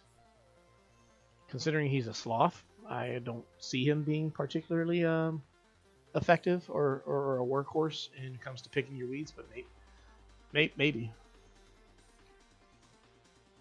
But right now he's our best friend because we like to visit him as frequently as possible, or have him visit us just as often.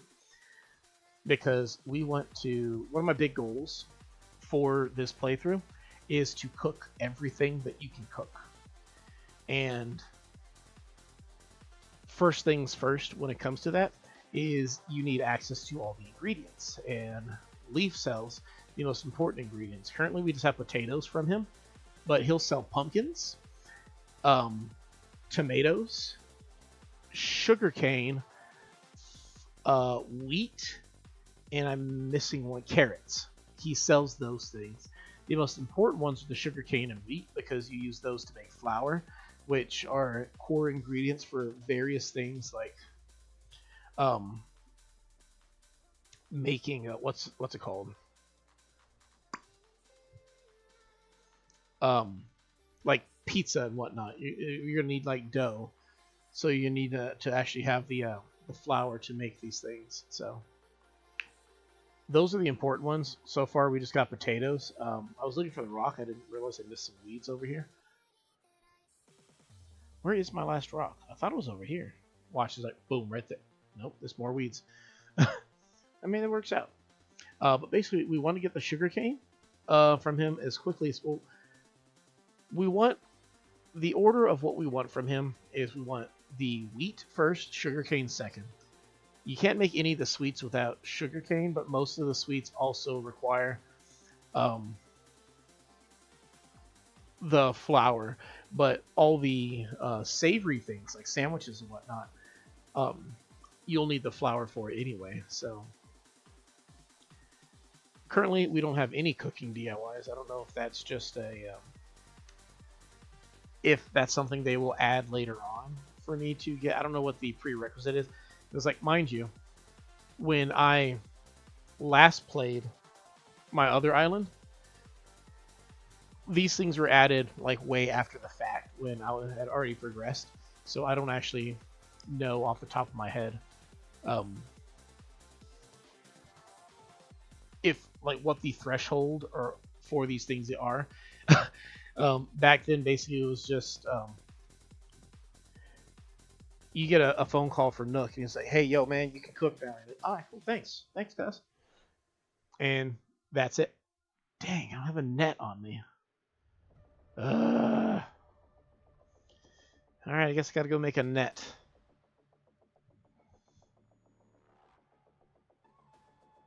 Oh wow, fantastic! Good jump. I know, right? I'm so talented. So what we should do, yo, Biff, we're gonna have a talk. So I need sticks to craft a net. Do I have sticks on me still? I do still have sticks on me. So we can then craft the flimsy net. And then we should have enough iron to upgrade our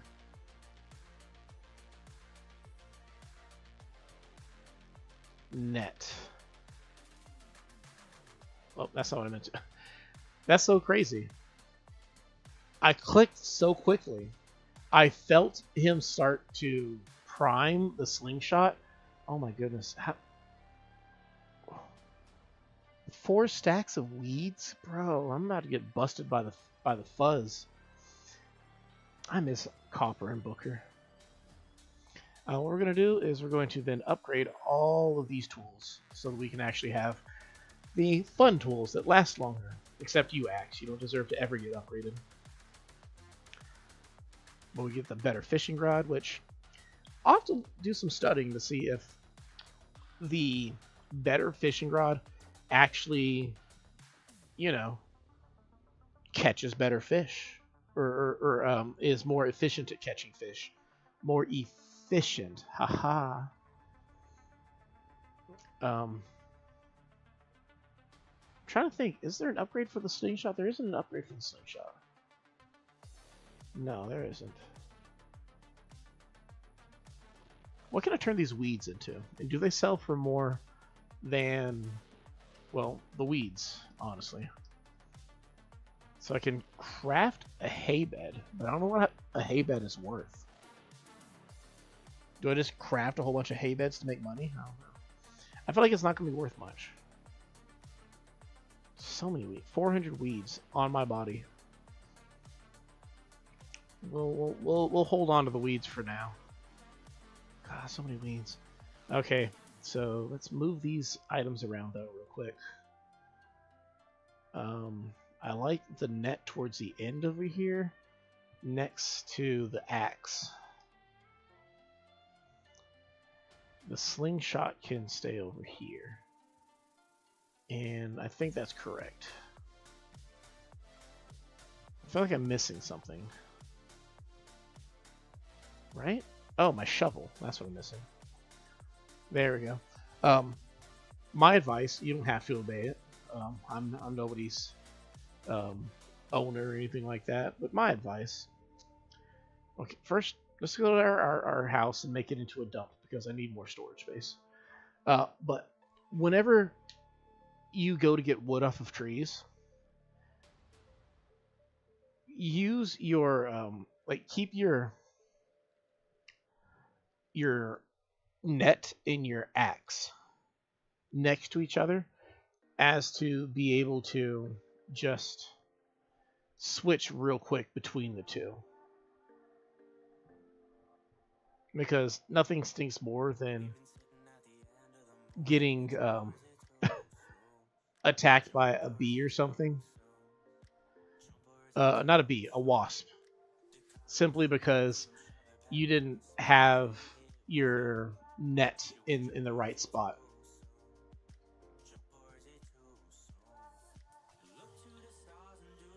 Basically just kind of trying to put down all the small items real quick. That way we can empty out our storage. We can, for starters, put our weeds away if need be. Can I put this down? Oh my goodness, that's so embarrassing. No. As much as I want to have extra space, I'm not gonna have that. Just put a second bed too while we're at it. There you go. Clears up some space. Hey. It's not interior decorating. It's interior junk hoarding. That's what it is. It's just clearing out some space for my storage so that I can put more junk in my storage. I didn't have to actually leave the house, though. Oh, man. Let's put these items away. We're going to sell that tiger beetle. We need to donate that. Oh, and the weeds. We have to put weeds away. We're going to get... I forgot the 3 pieces of furniture that are in my pocket right now, so I'm going to get rid of those too. Just drop them around the house. That way we should have the optimal amount of space. Oh man, it's so gaudy.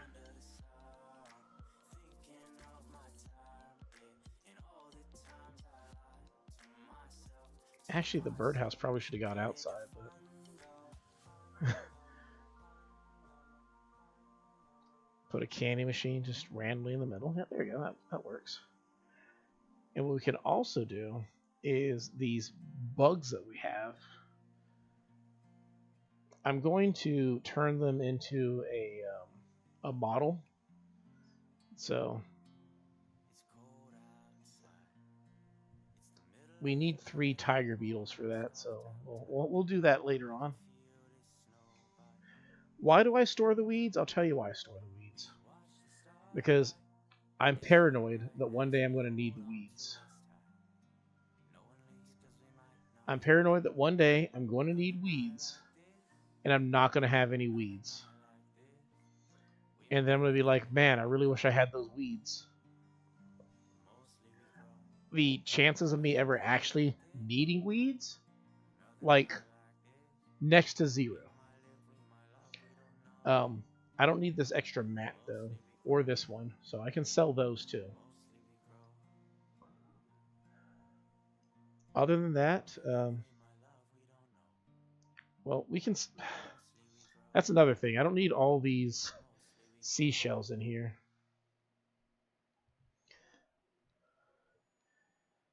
Get myself some money. There we go. And then with that, we can then put nothing else away. We should be good. So cool.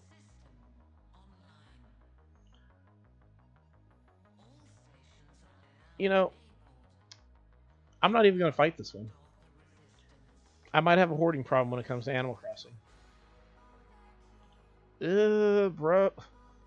As I get the accomplishment for a hoard reward. Not cool. Not cool.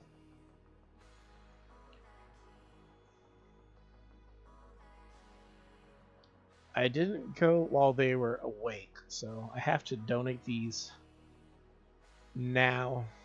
I feel bad about it, but whoo, get some money though. Man, you know you're poor when you look at this. You're like, yeah, that's some money I'm gonna get tomorrow. Like if I actually cared, like I could just like wait till tomorrow, get full price for them, but nah, we're gonna go with that. It's like, am I frugal? Yes. Am I lazier than I'm frugal? Definitely so. But cool. So we got that to look for. Girl's been sitting here this entire time. Reminds me, I should pick these pears. Oh man. This pear tree is way too close. Lost a pear. I needed that pear. I needed that pear there.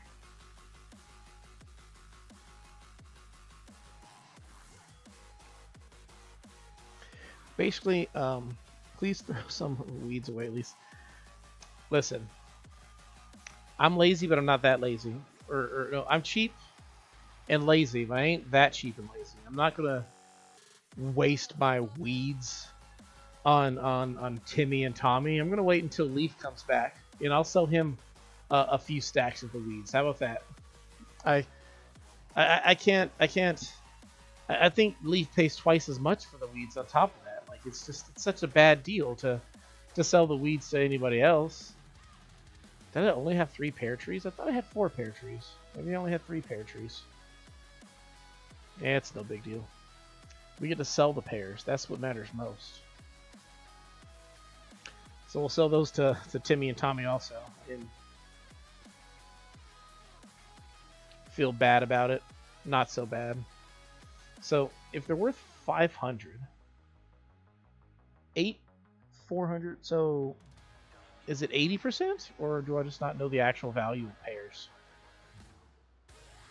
It very well could just be that I just don't know the value of pears.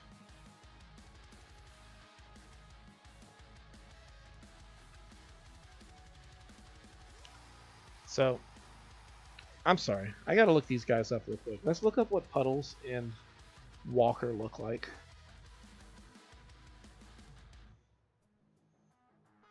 Oh, that's cute.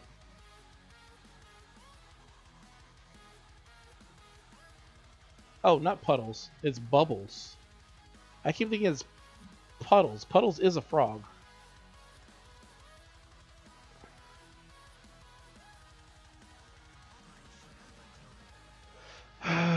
Guys, I just looked at what Bubbles is. It's not good, guys. It's not good. Bubbles.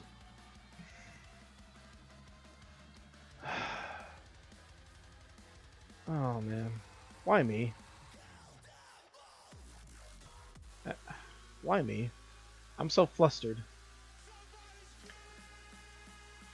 If you don't know, Bubbles is a hippo. Basically, we're gonna be living on Hippo Island pretty soon. We got Biff the hippo, and now we're gonna have Bubbles the hippo.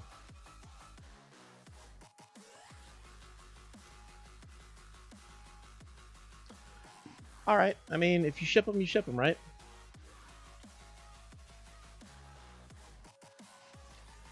We'll see how it turns out, but I'm just like, but let's go catch some stuff out here. Basically, the main thing we're gonna look for right now is a clam.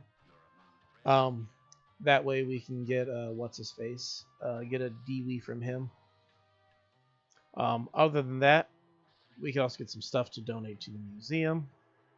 And then once we have all the items donated to the museum, um, to my knowledge, swimming around in the ocean is a pretty decent way to make some bells too. It's funny that you asked if I have a hobby like RC cars. I don't have a hobby like RC cars. Um, Basically, I'm just a boring person. Animal Crossing is my hobby. I used to play games like Magic the Gathering and stuff like that, but the short version goes, I got broke and hobbies cost money, so I draw sometimes. Oh, that is cute. What are you? A little flatworm. But the reason why I find it funny that you ask if I have a hobby like RC cars, I've never been into RC cars, but my mother-in-law had a, or still has, I guess technically, I don't know, it's complicated, but she has a male friend who likes RC cars, and I've seen them. They're pretty cool. Not my thing. What's that? Not I meant not like professional RC cars. So, well, obviously not professional. Once you go pro, you're not. It's not a hobby anymore. Like if you were to play, say, like let's say you play Fortnite, right? To me, okay, that's a hobby. You play Fortnite. It's just your de-stressor. You do that to unwind after a long day of work. It's cool. It just is what it is. But then you start streaming it and you're making money.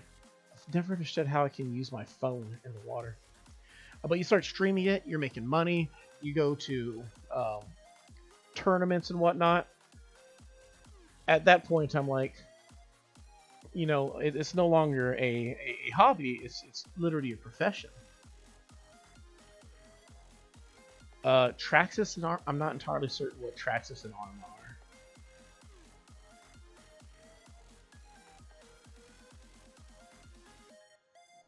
If I could have a hobby, I'd like to do something like fishing or scuba diving, something fun. Um, I'd like to risk my life a few times doing stuff like I wouldn't mind doing like the shark cage diving or actual skydiving stuff like that. That looks like it could be fun. The zip line stuff too. Ooh, sweet shrimp. I can't remember if it's the sweet shrimp that you can eat in Animal Crossing, or if it's a different one. Oh, I think it's the tiger shrimp you get to eat. You put them on a pizza or something. But I'd like to have a cool hobby, but currently I just work mostly, kind of. Well, not really. Um, the short version of what I can say in terms of work is I'm actually self-employed, and all my hobby time kind of goes towards trying to get that to work out. And once I can go from being a self-employed worker to being the boss who has employees, then at that point I should probably have both the money and the time to actually have a hobby that I can work with. Yeah, see, that's the problem. Like, that is the crux of being a boy, is you grow up to be a man, and you want to get into a hobby, and the hobbies are all expensive. Even the cheapest hobbies end up being expensive. Like, when I played Magic, I ended up selling my entire Magic collection to the local card shop, and I got he offered me 2,500 US dollars, but he was willing to increase it by 50% if I wanted store credit. So he was willing to give me 2,500 cash, or I guess check in this case, or he was willing to give me up to 3750 in store credit, which meant I could have picked up like another hobby like Warhammer or comic book collecting or anything like that.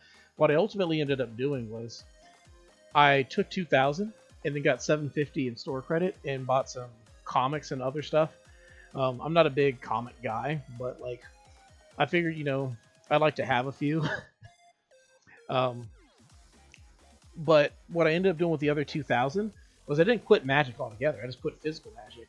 I went to Magic the Gathering online and started up my collection there, where I was like, cards are a lot cheaper because they're not physical. I was able to basically, I got to play with all the cards that I couldn't afford in real life, because like at the time there's a card called Tarmogoyf that at its high was like $200 a piece. When I quit, it was on the downturn. I think it was still about like 120 or so, $80 soon after. But like, I was never going to be able to actually play with these cards in real life. So switching online, I was able to continue my hobby. Boom, there's the Scallop. It oughter be savored. I shouldn't give him my very first Scallop, but I think I'm going to, and we're going to keep going until we find a second Scallop, so we can donate the second Scallop. It's just the right thing to do. He'll give us a DIY. We'll find a second Scallop somewhere down the way, and then we can donate the second Scallop to the museum, and then we don't have to worry so much. Like, I feel bad giving my first Scallop to him, but I'd rather get the DIY and just find a second Scallop. Skydiving? So, let me put it this way.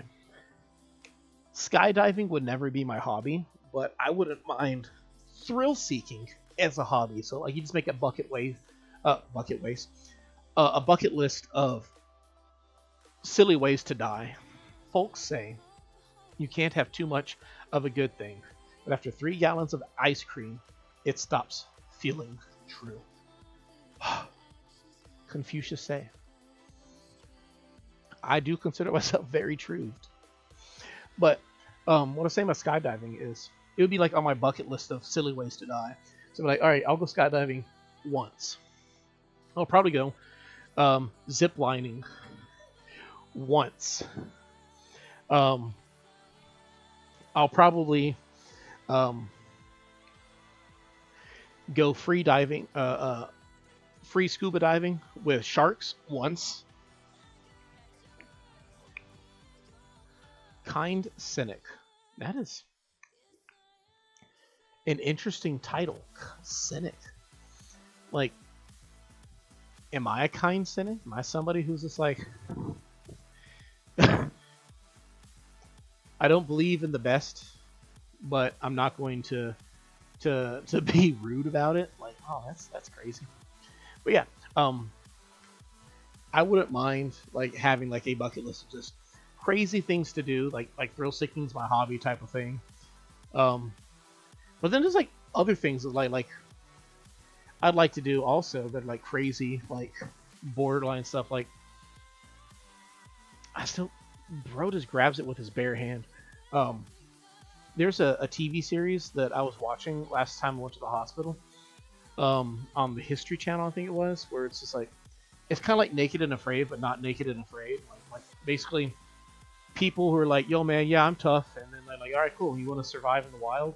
And basically it's like an elimination show. There's like 10 contestants, and each one is like, they're all within like a 200-mile area of each other, but they're like not next to each other. And the whole thing is, each person has to survive, and like they have like a list of items they can take, and but you can only take so many of the items. So like on one of them, they're like, okay, everybody got like a bow and arrow, but like other items are like, okay, you can get like a tarp or something, like set up a tent, or you can get like tools. One guy was like, yeah, I didn't need to take no hammer. I made my own hammer when I got there. I'm like, yeah, I probably have the same philosophy. But whatever you do, don't go cave diving. I don't know what cave diving is, but I would assume it's similar to the term I've heard is spelunking, where it's like you just like, it's like exploring deep into like big caves or something like that. I wouldn't mind spelunk. Like, mind you, all these things. I'm married with kids, so I have to wager the value of my life to my family.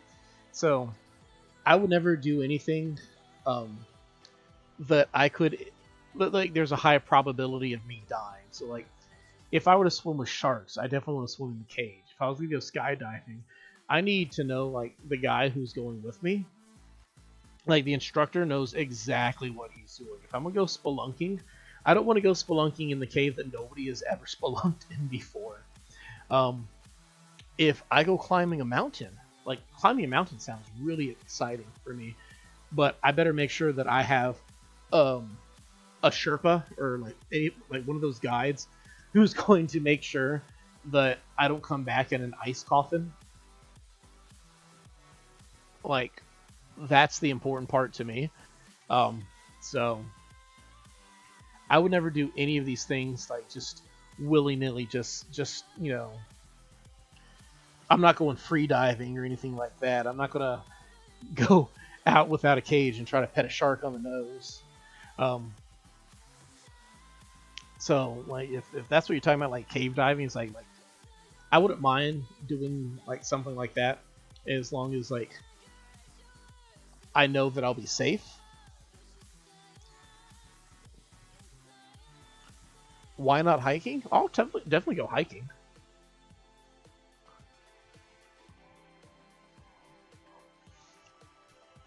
But like it falls into the category of like I would rather go hiking with like as long as I have somebody who can help me through the process, as well as all the right equipment for it too. Like I would never want to knowingly risk.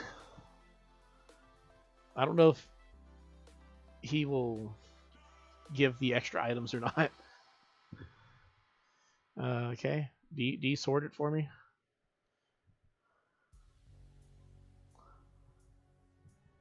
Okay, cool. He does let me keep the extras.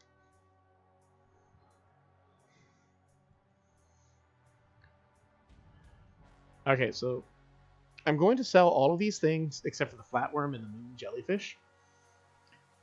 You can't make a model of critters you find in the ocean. CJ just doesn't do that. But I'm hoping they have cute little what's it called? Cute little containers that I can keep them in my house in. So we're gonna go put those in the house, see how they look inside their containers. Gross fishing over there.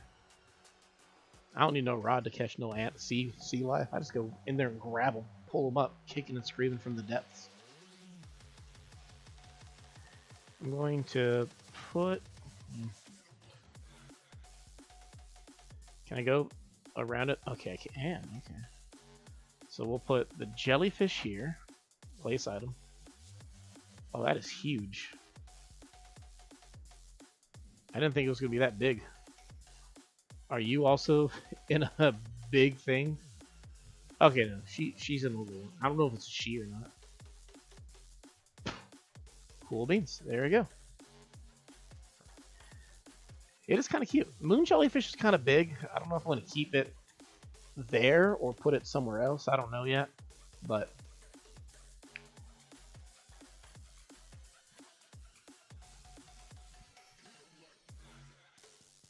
nailed it. But yeah, I definitely go hiking. Like I'm more inclined to go hiking than I am to go skydiving or anything. What? I got a proper bed. I got two beds. I got a tatami bed and I got a cot. Okay.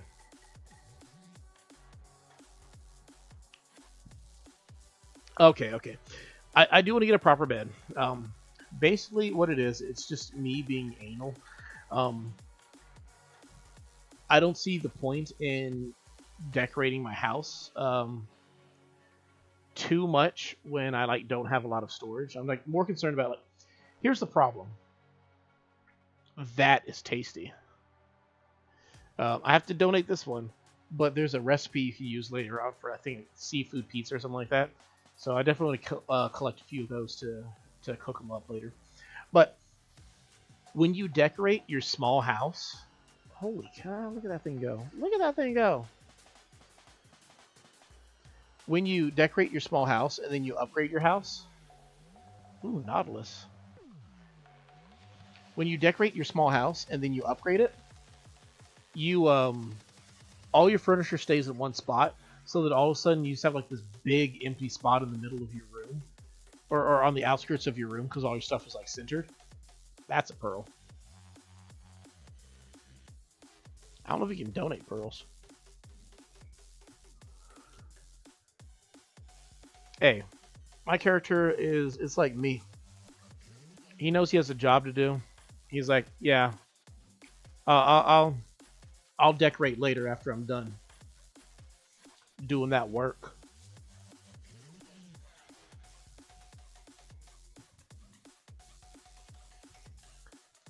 Bro, Bed Bath and Beyond doesn't exist here, but there are beds that I would like to like build. Like we haven't gotten to that point yet. It'll come pretty soon.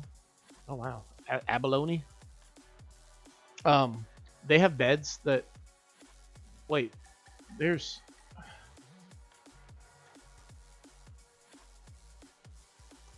Remember what I said about Celeste?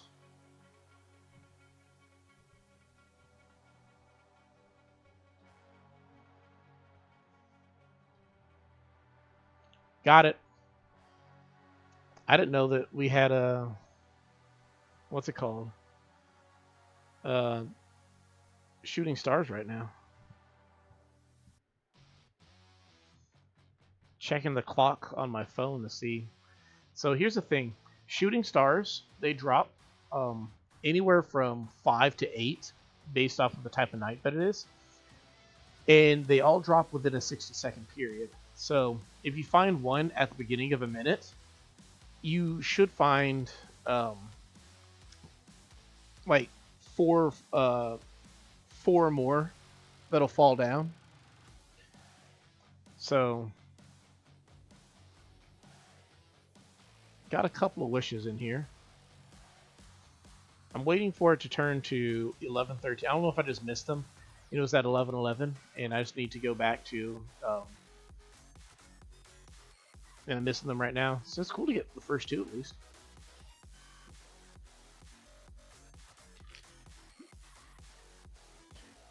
If I don't find another one by 11:13, then we'll just go back into the water. Okay.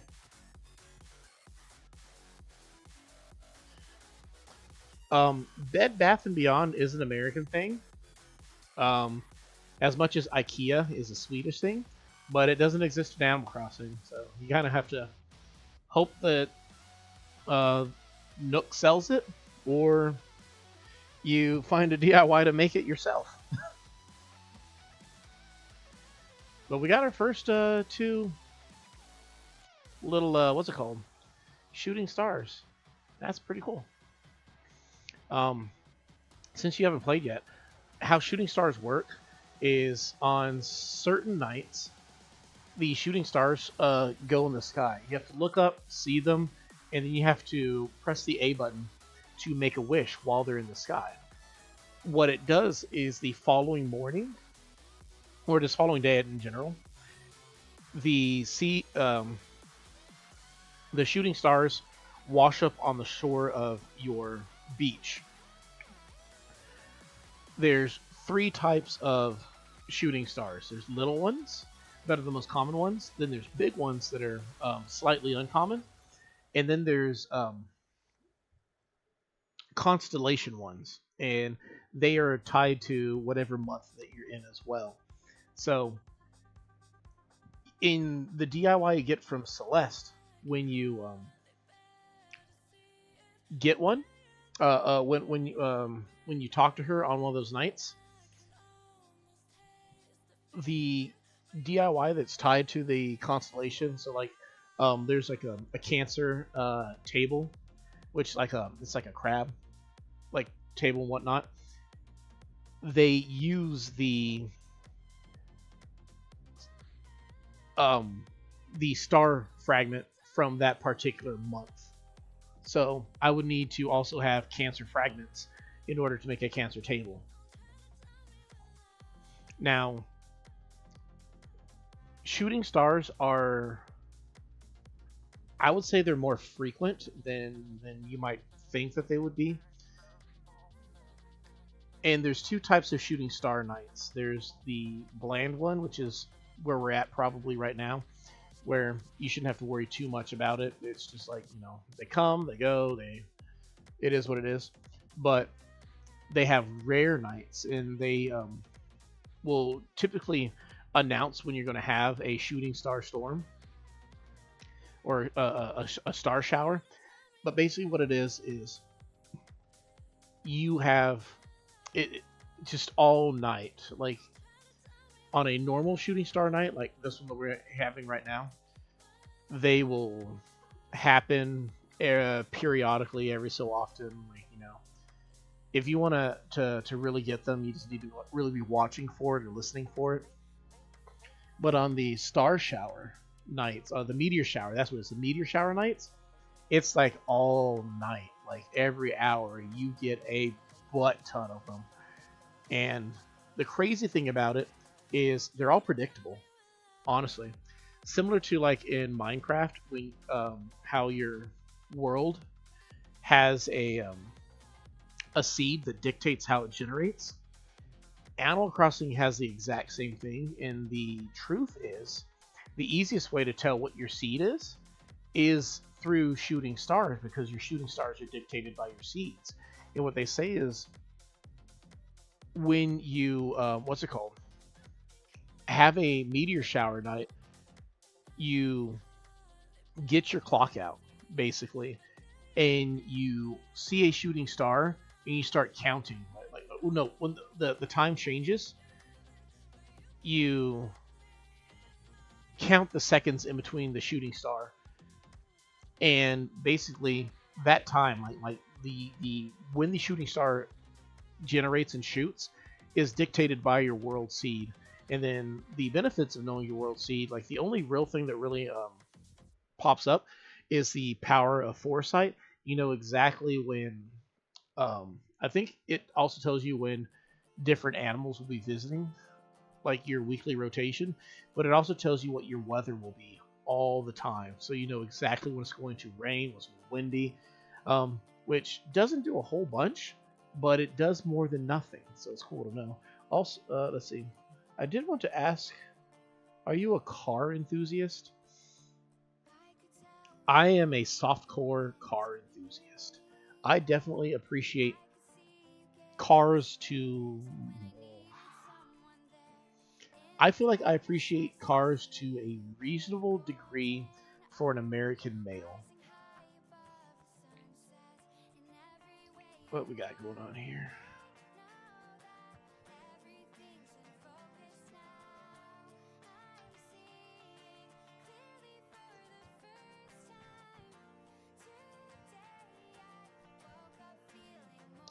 Let's see what we got here.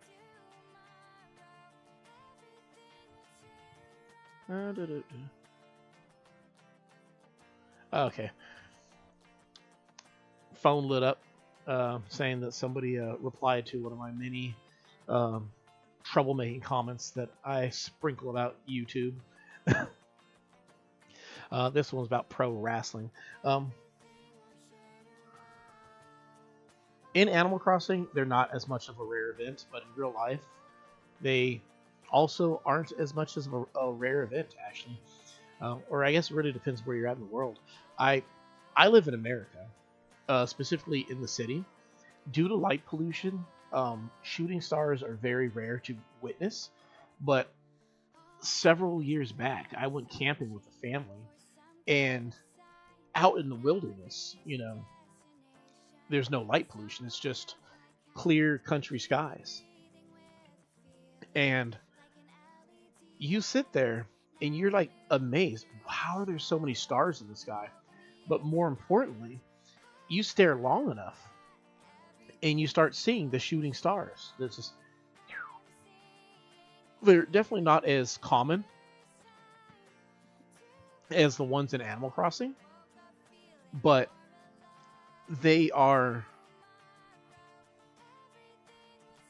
common enough that, like, if you just kind of on a clear night, you just stare up at the sky, you'll definitely see some. Oh yeah, Animal Crossing, they place all the realism in the clock. The idea that your character needs to come up for air or anything like that, nah, forget about it, bro. This guy, he's the marathon man. Blathers, I'm sure, is happy because we're donating a lot more stuff to the sea area. He's like, oh man, you know how much more you'd be able to donate if you learned how to fish? I'm like, shut up. Shut up, owl.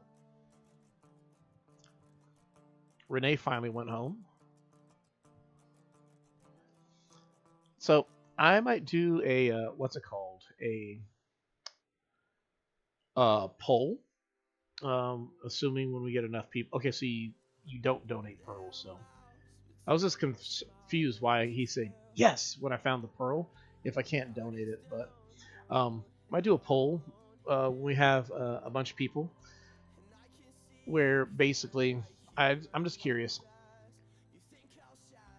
Every single stream is going to be at the same time of night.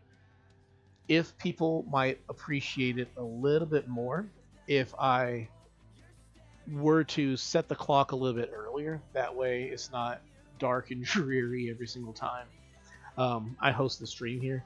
Basically, the main reason why I have it like this is just it's simple this way, but if people think that it's looks better to have a little bit of daylight sometimes, I might just go for that one as well. In fact, what I might do is just do like 50-50, where like one stream is like 7 in the morning and one stream 7 at night, in-game clock, basically. I would pay a lot of money for that phone thing. Can survive anything. Fortunately, oh boy, that's a fast one. We live in the future, so you don't... Oh, that's cute. Umbrella octopus. I might want to get one of those. Keep it for my house. Fortunately, we live in the future, so waterproof phones aren't as expensive or hard to find as you might think.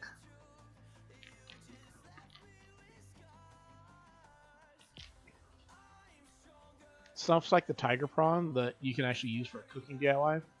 I might keep extra ones of those.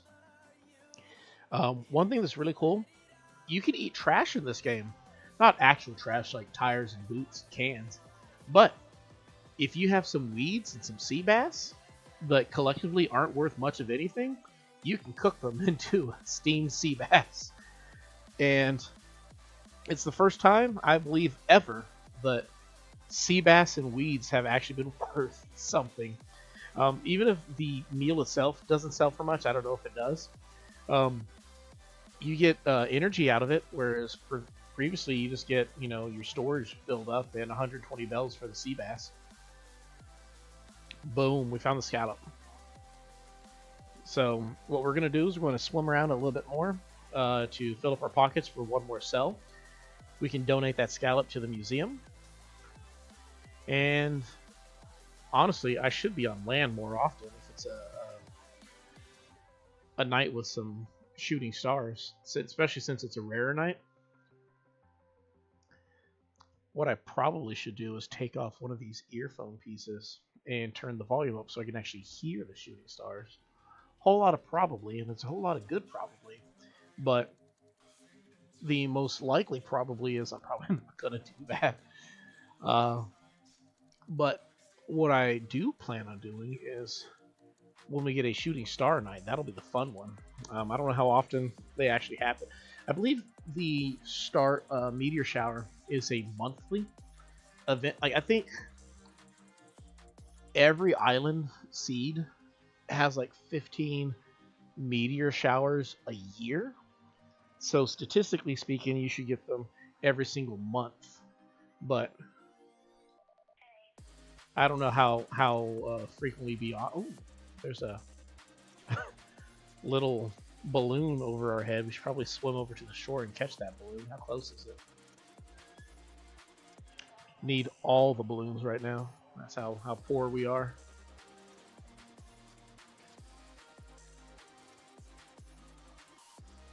Oh, there it is.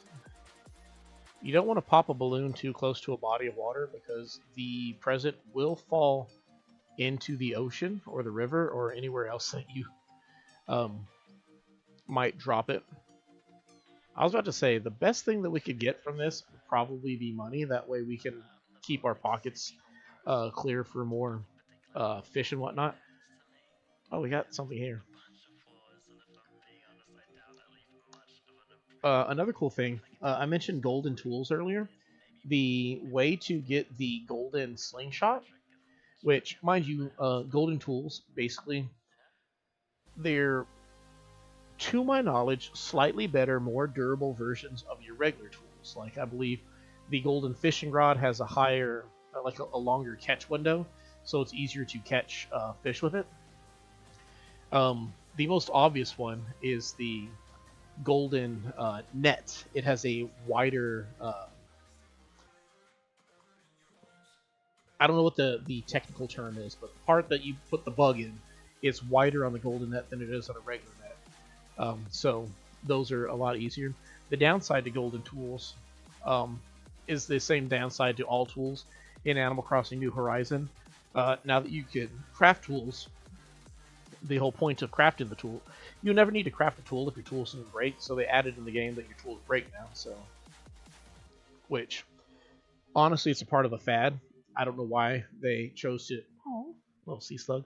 Um, why they chose to do that, both with Animal Crossing and Legend of Zelda Breath of the Wild, but I guess that's how you simulate the gameplay loop. Just make sure their stuff breaks so they have a reason to keep playing and making stuff. But going back to the Golden Slingshot, I believe the accolade that you need for the Golden Slingshot is you need to, similar to the Golden Axe, you need to break enough axes to get the Golden Axe DIY. The Golden Slingshot is rewarded when you pop enough balloons with your slingshot. The Golden Fishing Rod and Bug Catching Net are awarded when you've caught every single fish and bug in the game. So you have to catch them at least once with a regular fishing rod. So, you don't have to worry about people ever cheating it. This game does not have any unbreaking enchantments. The closest thing you can get to unbreaking as a concept, all the golden tools and all the better versions of tools require you to use a lesser version of the tool. So what you could do is, if you actually go look at the data for like how many times you can use, like you can look at how many times you can use a fishing rod before it breaks, catch that many fish -1, so that the next time you use it, it's going to break. You upgrade it to the from the flimsy to the better version of the fishing rod, and then you use that one until it's the amount of times it would break -1, and then upgrade that to the golden fishing rod, and that way you can get the most out of one single tool. But no one's going to do that. They're just going to make the golden one if they can straight off the bat, or they're maybe like me, where I don't like. On my other island, I don't even craft tools because it's easier to just go to Nooks and buy one that's equivalent to the craftable version. I don't know if the craftable versions last longer or not. I don't think they do, but it's just easier to just go buy a new one. It lasts long enough, right? Oh, we got a crab. A Gazami crab.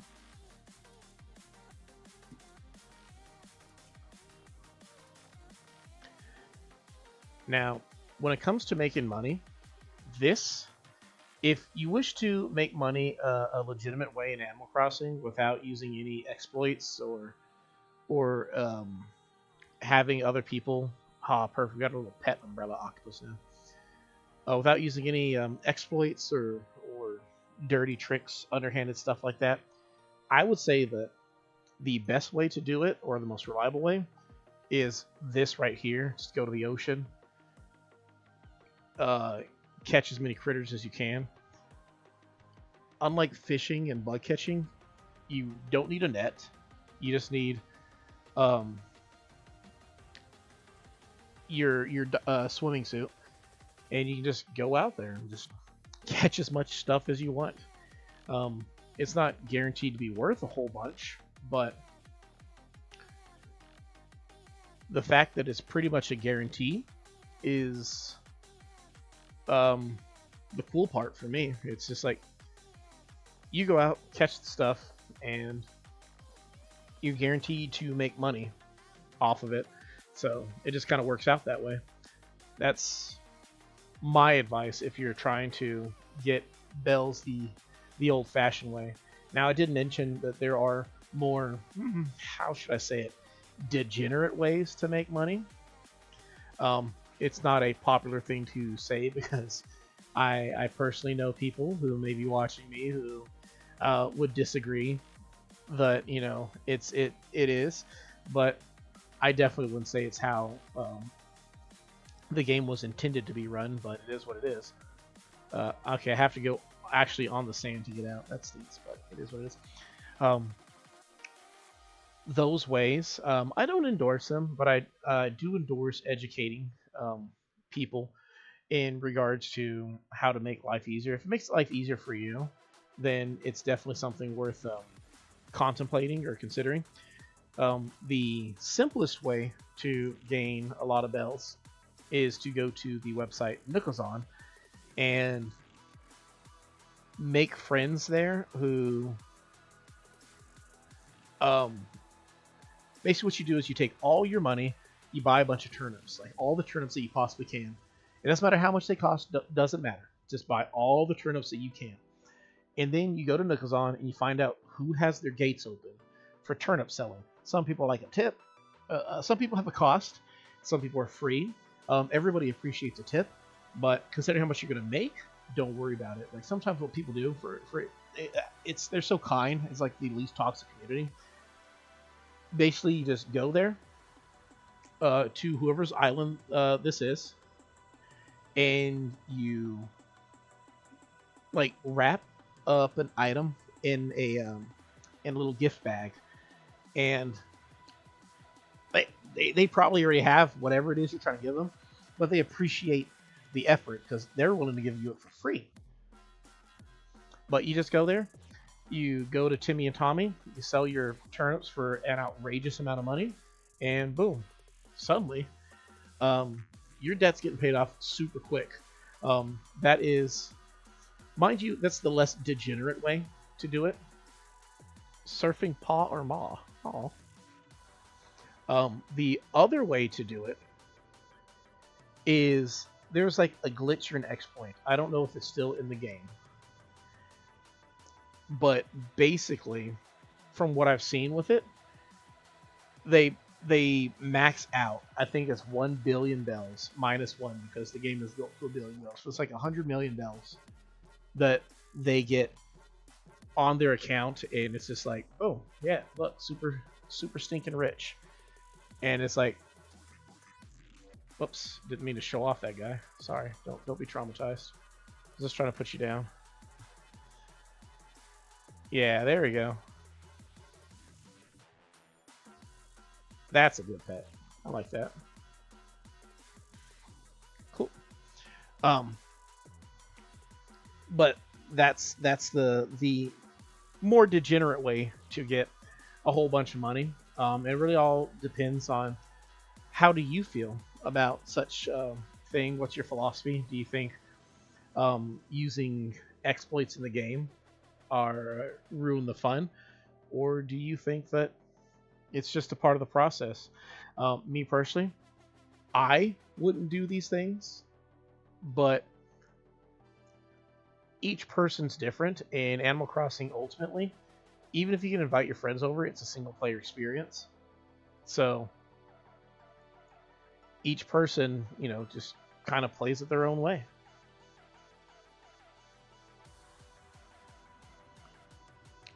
But going back to what I was saying, that if you want to make money the old-fashioned way, and you're not particularly good at fishing or lucky when it comes to finding the good bugs, just going into the ocean is the easiest way to make a whole bunch. Let me find the remote.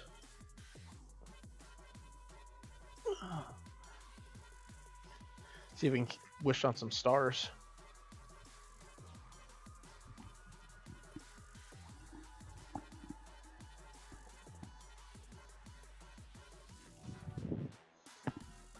took the headset off um, to help me hear the stars a little bit better, and I immediately thought I heard a star, and it was just that bell cricket singing. Nook Miles, Tom Nook's cryptocurrency. Honestly, kind of feels like it is. Same time, I mean, not really. Like, I wouldn't be surprised if he had his own cryptocurrency, considering that he's an absolute crook. But, don't take my word for it. Just look at all the other people who he puts into crippling debt. I'm going to hit some trees to get some more wood. Get something out. We need stone and sticks, because I don't have a lot of wood right now, and I want to make some more furniture to decorate the house. So I'm going to take the risk. I'm going to get some wood off the trees. Probably get stung by a wasp, and then if I get stung by a second wasp, that just sucks, because that's how I get rendered unconscious. We'll see how this goes. I don't know where to go right now, because okay, so that one's there. I'm trying to remember where my net is. Okay, to the right. So we're gonna gather a whole bunch of wood real quick. Remember that the net's to the right in case a wasp comes out. Also gotta remember that once we break this axe, I need to put a new axe inside the in the right slot for it. I can't remember where the wasp lands though. Like, they always land in a certain spot. The best thing to do, from what I've seen, is stand in front of the tree, off to one side. That way, when the wasp lands, you can catch it a lot quicker or easier.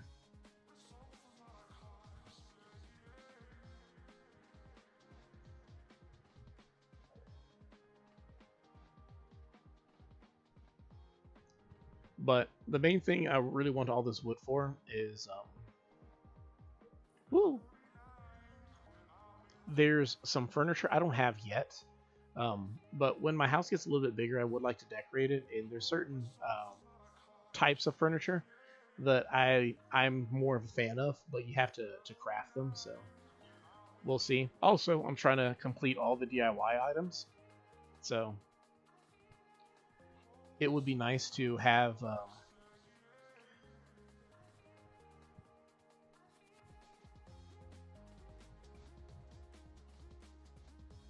an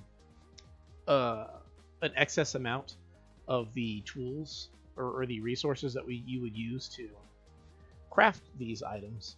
And the hardest one to get a whole bunch of sometimes, well, it's not that it's hard, like in terms of coming across it. It's just it's a disciplinary thing. If you don't hit your trees every day to get all the wood off of them, then you end up in a position where you just kind of never have enough. And I feel like the game kind of reflects that. So, like, if you need wood for something, you always need like a lot of wood, whereas like rocks or iron, stuff like that, you don't need as much. But also, because you only have 6 rocks, it's a lot easier for players to make sure they hit all 6 rocks every single day, rather than somebody who goes through their entire island to smack all their trees. But for the person who does, and I'm sure there are people out there who do that, who literally have stacks upon stacks upon stacks upon stacks of wood, kudos to them. I'm definitely admire their level of discipline. I don't personally have it normally, but for the rules of this playthrough that I'm going for, or the goals of this playthrough, it's beneficial to go out of my way to hit these. Obviously, I'll get to a point where ideally I don't need to chop the trees as often, if at all. But we'll see when we get there. I like how whenever you're prepared for a wasp, you never come across them. But when you are ill prepared for the wasp, that's when they all show up.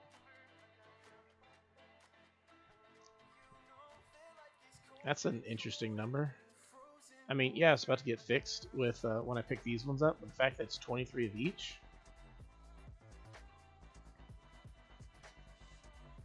I definitely feel like normal wood is the one you get the least of, but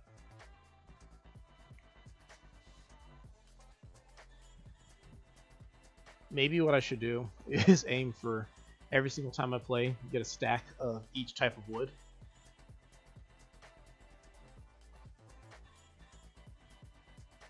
But you do that, you have plenty of wood to build all the things that you want to build. There are a lot of things that I'd like to build. Fortunately, some things, like later on, like when you try to build bridges and whatnot, you actually don't need to have the wood. Nook just magically has all the things, and you're just like, where's this convenience when, like, you know, you're asking me to build like the very first bridges in town. He's like, what are you talking about? Oh, okay, no, nothing, Nook, nothing. I think the worst thing that can possibly happen. Got him. Eat it, stinker. I feel like the worst luck you could possibly have in Animal Crossing is if your axe breaks the moment a wasp falls out of the tree. Because you'll have to have that dialogue of, oh no, my axe broke. Meanwhile, I'm not going to catch this one.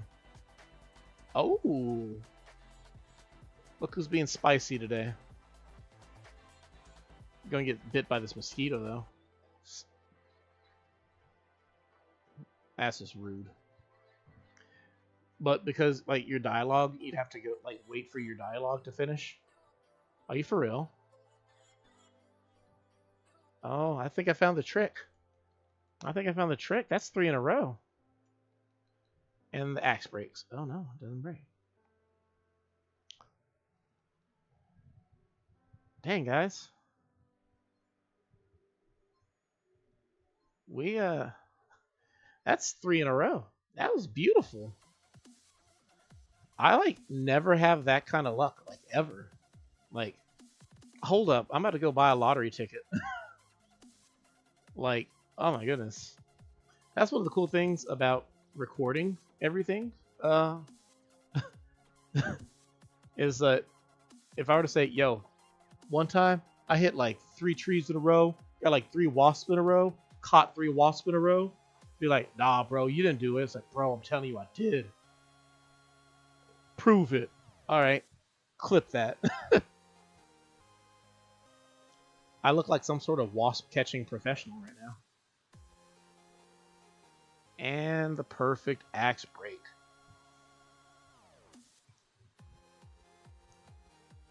Now, wasps are actually, you can make a model of a wasp, and they are relatively difficult to catch. As much as they are worth to sell, I would much rather make that model of them, so we can check that off the list later on. So we will put 2 wasps away.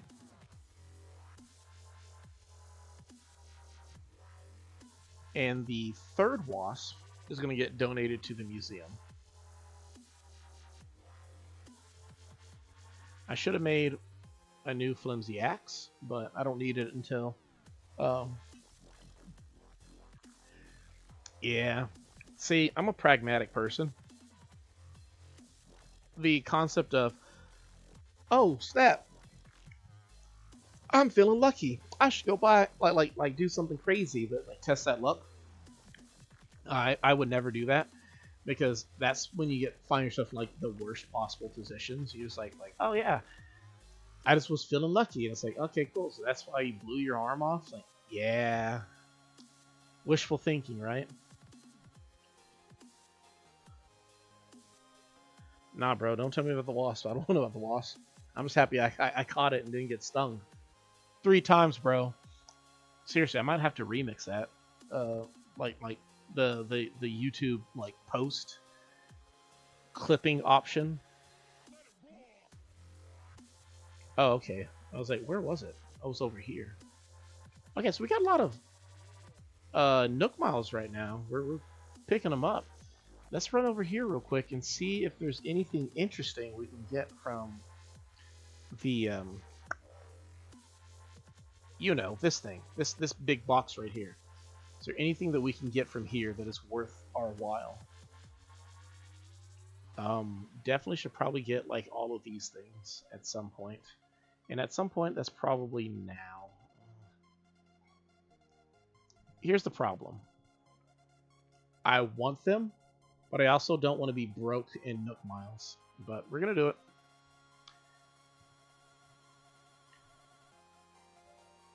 I don't ever actually use any of the hairstyles. That's the funny thing.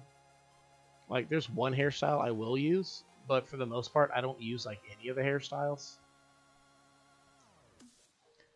But I have a mirror at my little cottage, so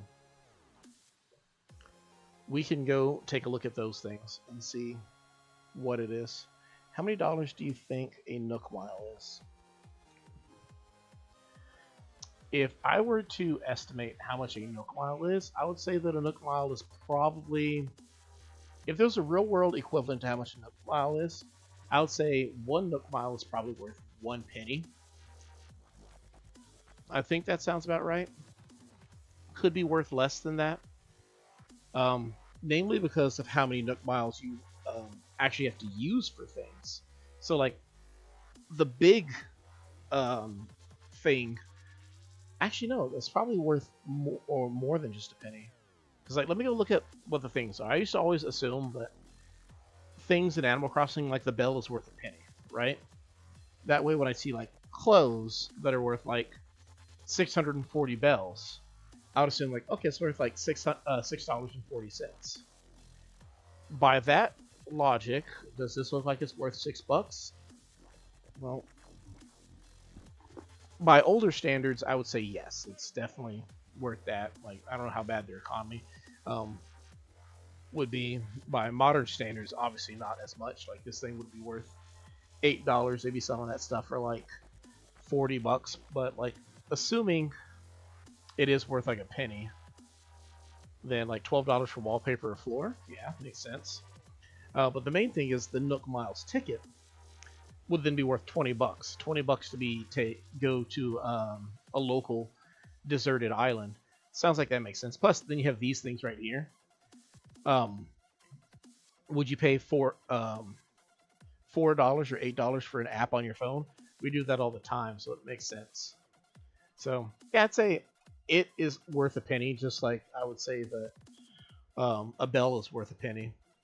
But the catch is you have to what's it called? You have to dang, what's the word I'm trying to say? You have to work to get them. It's a premium service. So it's my hair's ugly. I forgot how ugly my hair was. Because you have to work for it as like a premium service, they're, even though I'd say that they're worth a penny, I would say that because you have to work through their service, they're a bit worse. Do they have the messy haircut? Because that's the one I usually use. They don't. Now we'll run with this one for now. Get a nice hip color, like white. Yeah, I like white.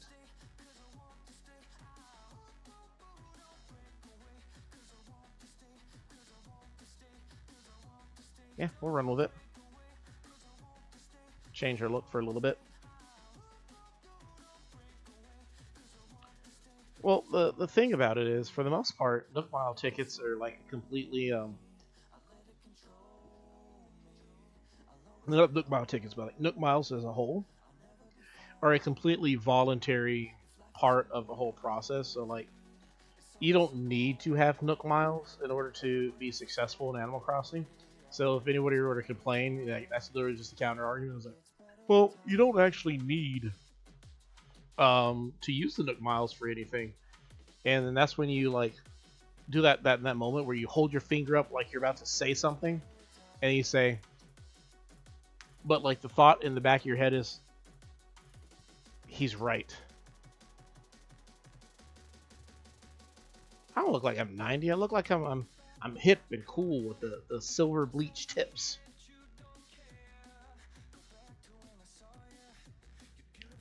Hey, maybe I am 90. You ever stop and think about that? Maybe I'm 90? I mean, I'm not 90, but like, what if I was 90? What if you're just being inconsiderate towards 90-year-olds?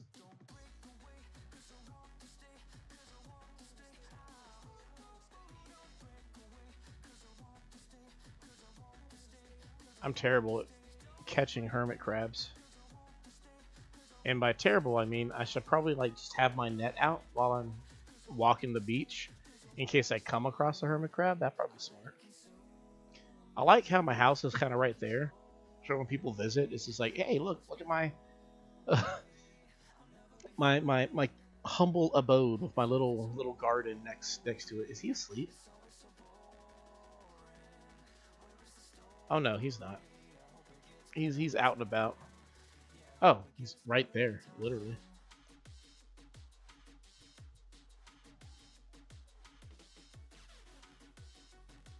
Turn the beach bonfire on.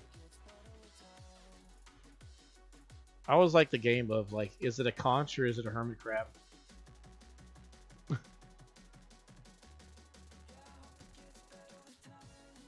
Bro, I'm not a boomer. I'm just chronologically aware. He's lived a good life. He's seen some things that you'd never believe. He served in the war. Which war? I don't know. A war probably. It's almost tempting to just keep filling this thing up until I get the 98,000 bells to pay off my debt. That way, on Sunday's upload, I can be like, "Hey guys, look, we got a new house." Well, no, I wouldn't do. Ooh, look at you, walking leaf. You're mine, stinky. Cool beans. Where are we at anyway on Critter? Oh,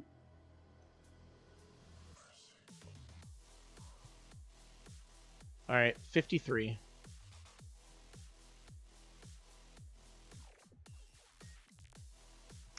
I swear I just seen a shooting star.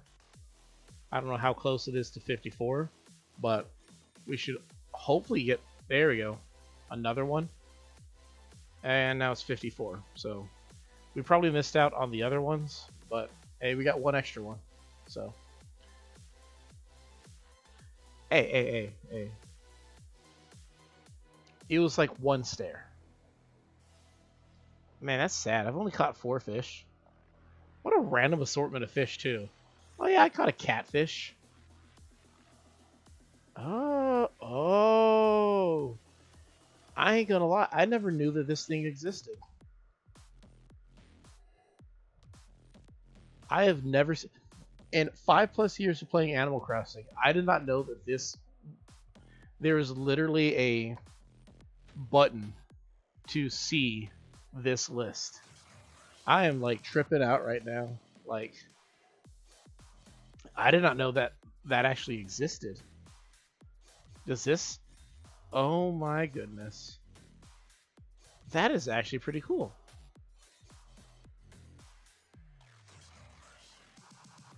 I had no idea that there's legitimately like this thing right here.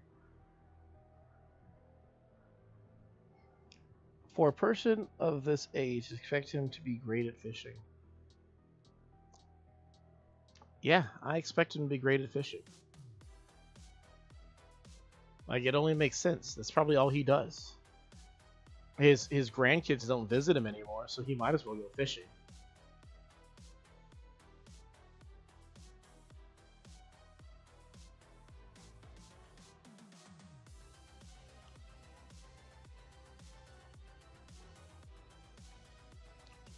Oh wow, we got lucky on the flatworm. Wait, so does... Oh my goodness. I'm like really tripping out. This is a thing. This is so cool. Like, maybe it's just me being weird, but I find this really, really cool. Like, man, I wish I had a shirt that had like a portion of this.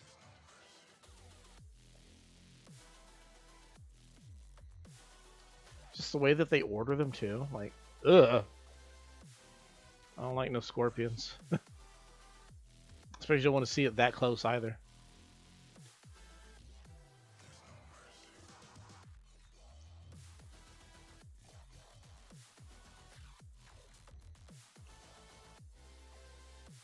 Hmm. So it's been a pretty good evening, I'd say so far. Again, my bad about like the late start. I know it's great for you because what's that say? You need to get him a pair of glasses. He's gonna go blind looking at the man. Bro, chill, chill. What do you want me to do? Dye it green? Should I have green hair? I guess I'm gonna wear this outfit for now. That's probably what I should wear. That's what we'll do. We'll go dye it green just for you. We'll look like, what's that dude's name? Ninja from Fortnite.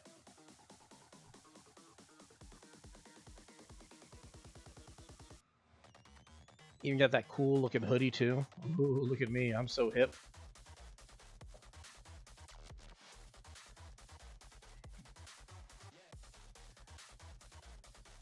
I think there's eye colors I'm missing, but there. Just shaved off like 50 years for you. But what I was saying was, my apologies for the late start tonight. Ideally, next Friday the stream should be at the normal time, which should be 7 o'clock.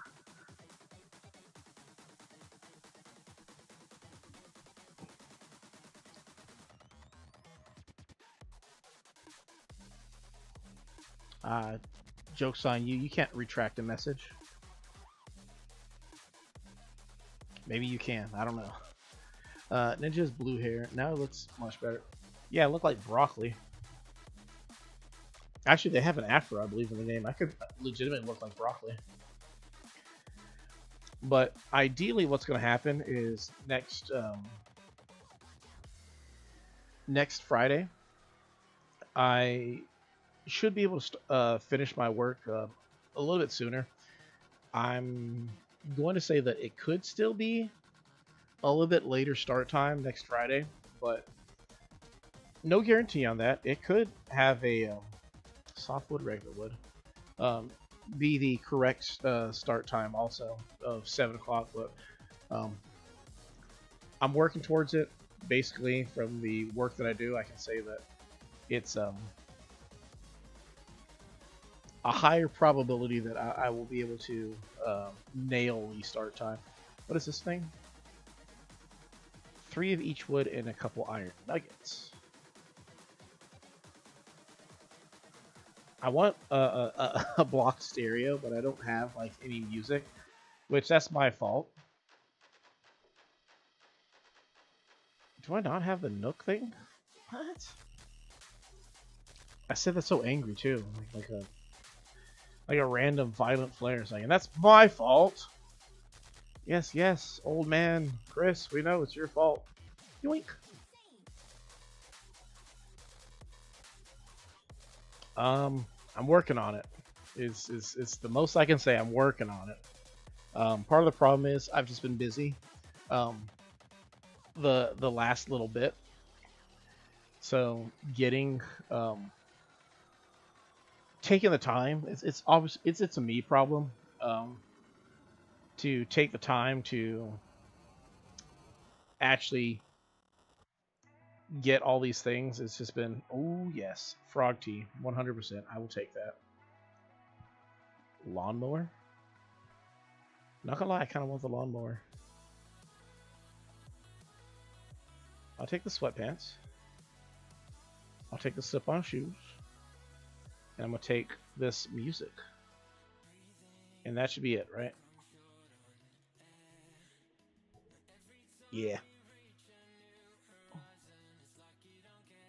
The progress on making the Shadoo is exactly what you'd expect it to be. Non-existent. I haven't been working too much on that. Been see the problem with the Shadoo is that the process to get the Shadoo is it's just so tedious. You have to do a specific mission type, and you have to go there, and like it's not even a guarantee it's gonna be there. Like that's what I have to say. That's what I say to that. Actually, what I'm going to do real quick is I'm going to take a screenshot of the stream. That way, when I edit that the new stream layout, basically what I'm going to do, because of how the clock and the map show up in the corners, I'm going to remove the album art from over the clock, and I'm going to move the now playing more towards the middle, so that it can it'll be centered either which way. And then what I'm also going to do is the chat, I'm going to make it more narrow and put it above where the map would go, so it doesn't cover the map. And it's going to sit there on the side. And then the sub goal, I'm going to probably like compress it or make like an artwork or something for it to sit in, so it can fit there a little bit easier. Thought I saw a shooting star. I'm probably just going blind. Better news, you got your necromancer. Fantastic. For me, it's a good and bad thing.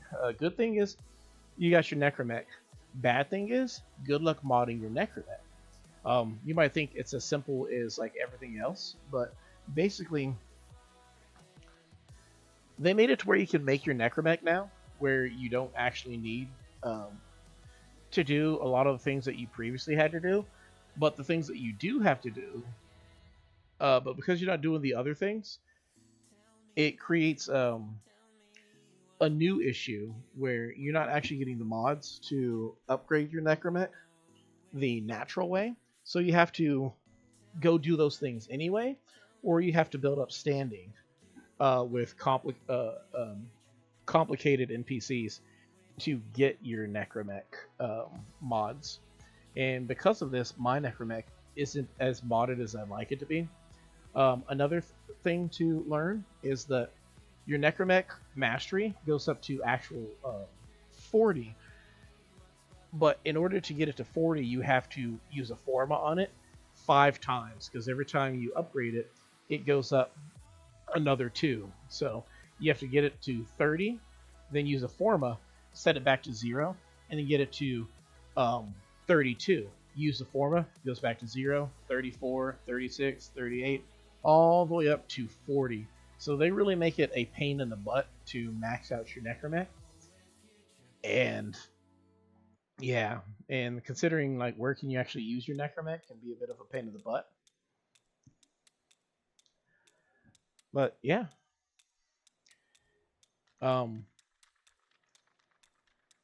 Congrats though on having your necromech. That's one, it's like, you know, one small step for your account, one giant leap for your abilities. What the? Okay, there he is. We're gonna catch a few more critters out here. Maybe find something equally rare that we can use. That otter, basically, Animal Crossing added a lot of things for you to do on a day-to-day basis. to really fill out your time. So, whoa, swam under me. One of the things that you can do is the first time you find a scallop every day, you can talk to that otter.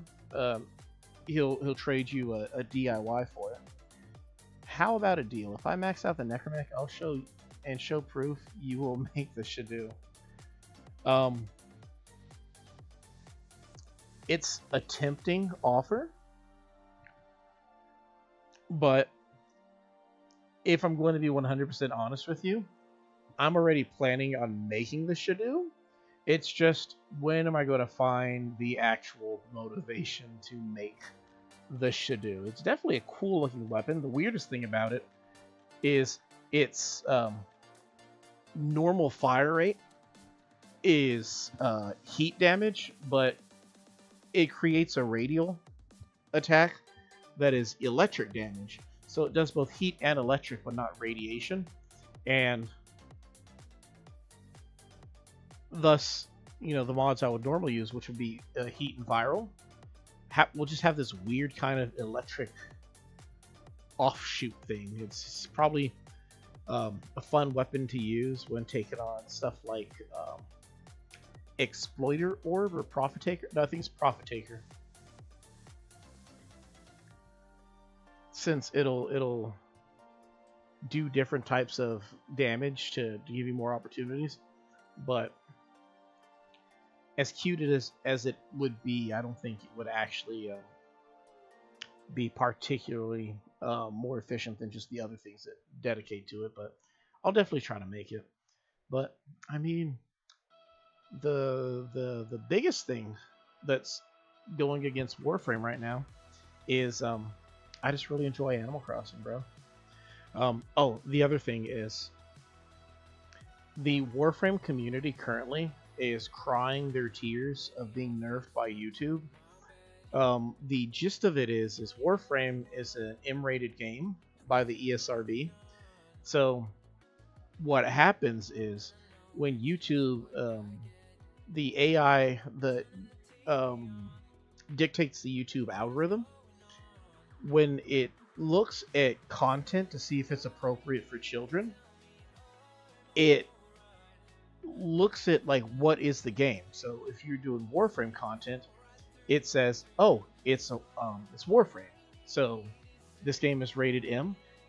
Children should not be watching this. So the algorithm, it's run by AI now, automatically blacklists all Warframe channels as well as any other channel that primarily makes content from an M-rated game. So like Grand Theft Auto would probably be that too, or Mortal Kombat, and it blocks it from children being able to see it or what it might perceive to be children. I don't think it actually blocks everybody, but just like the children, that's what its intent is.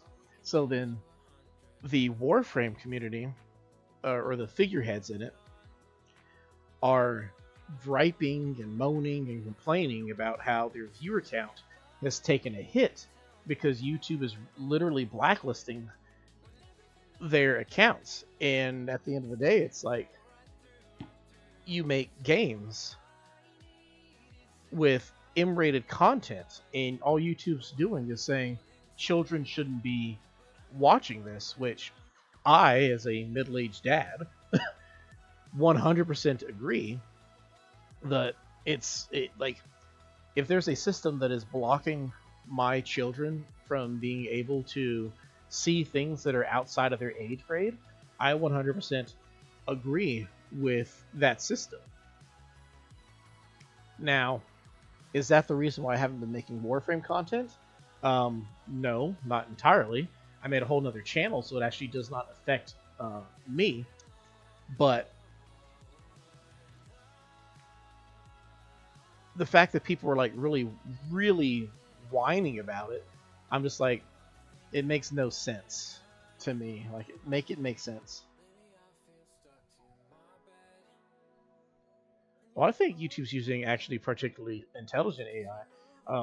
I've spent the last year or so having lots of in-depth conversations with AI. My favorite thing about AI, one thing that AI does that is the most unrealistic thing that you'll never find a human being doing, is if you catch AI in a lie or if it's misinformed and you call it out on it, instead of instead of doubling down on its idiocracy, it legit will just be like, "Oh yeah, my bad. I was wrong about that one. Thanks for looking out." And you're like, "Wow, is this what humility looks like?" And it took a machine to teach me this.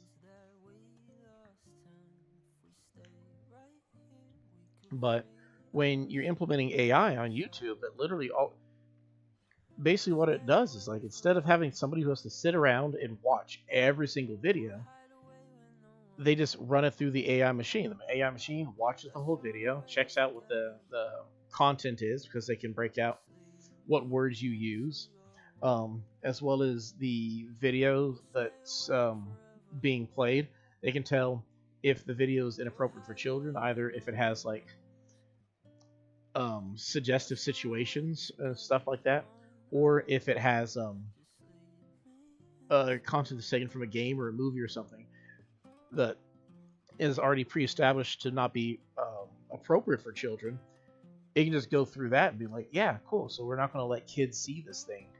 And what confuses me is the fact that people complain about it, and I'm like, if I was a responsible adult on my responsible adult account, I don't think I would be blocked from these types of videos. So I don't know who is actually being punished by this.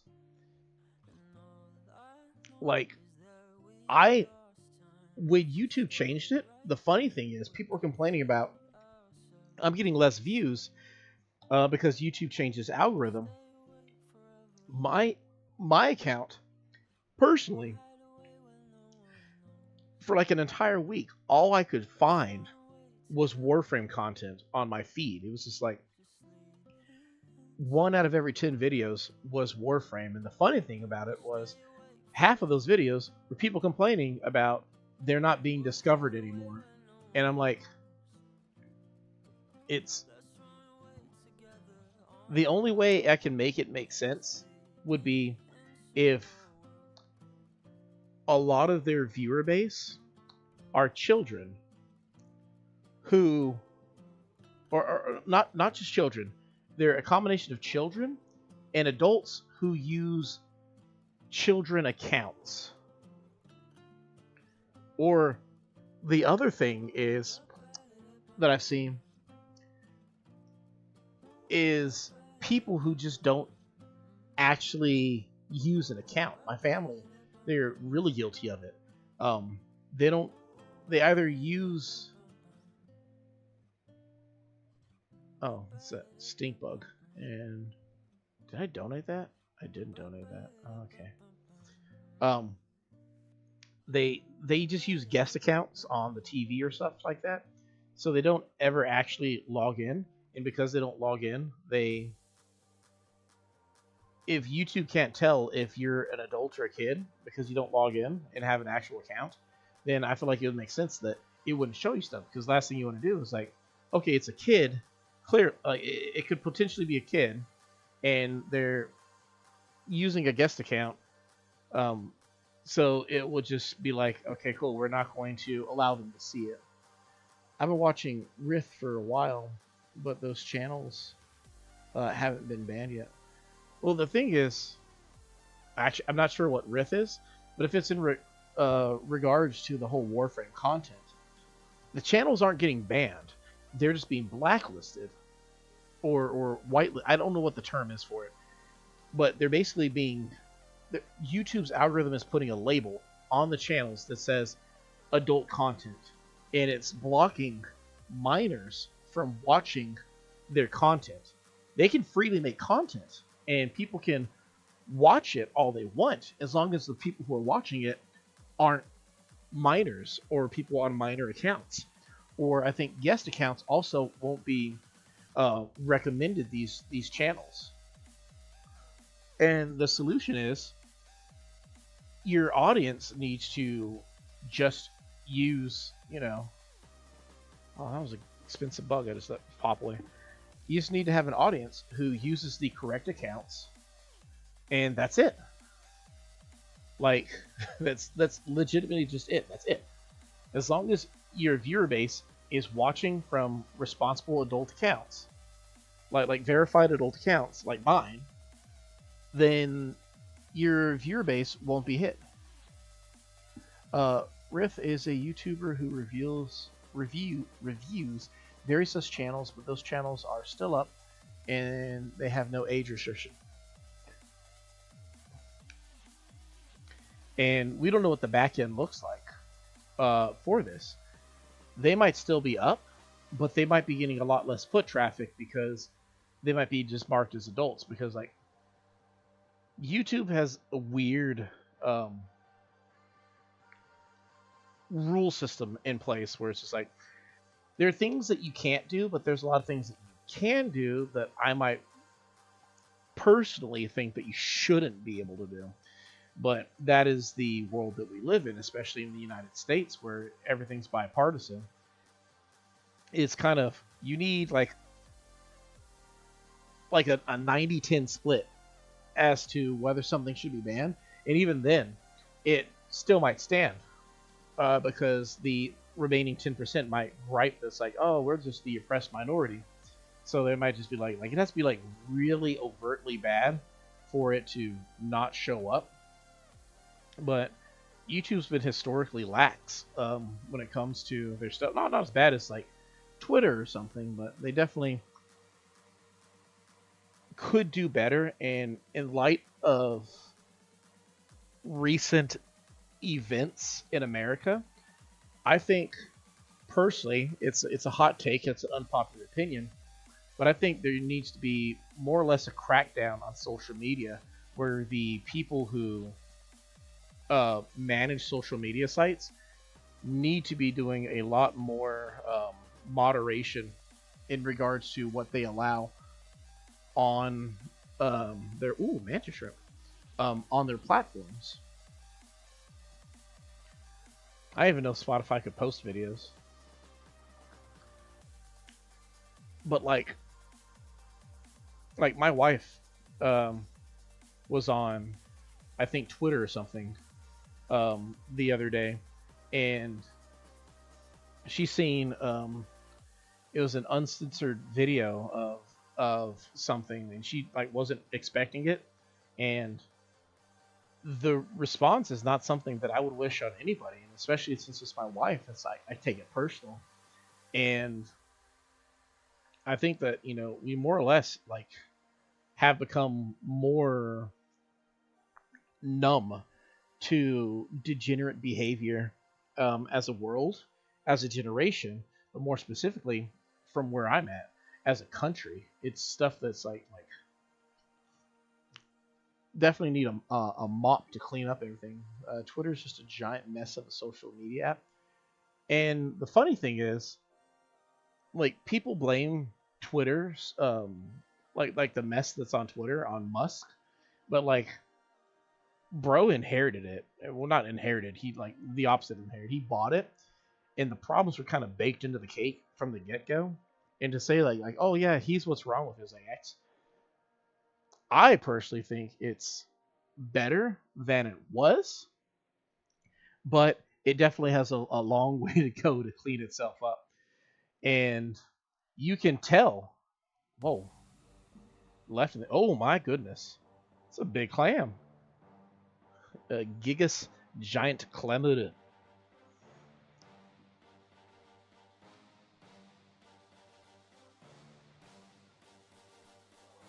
I know that Twitter is getting better because there's a platform called Sky Blue that exists.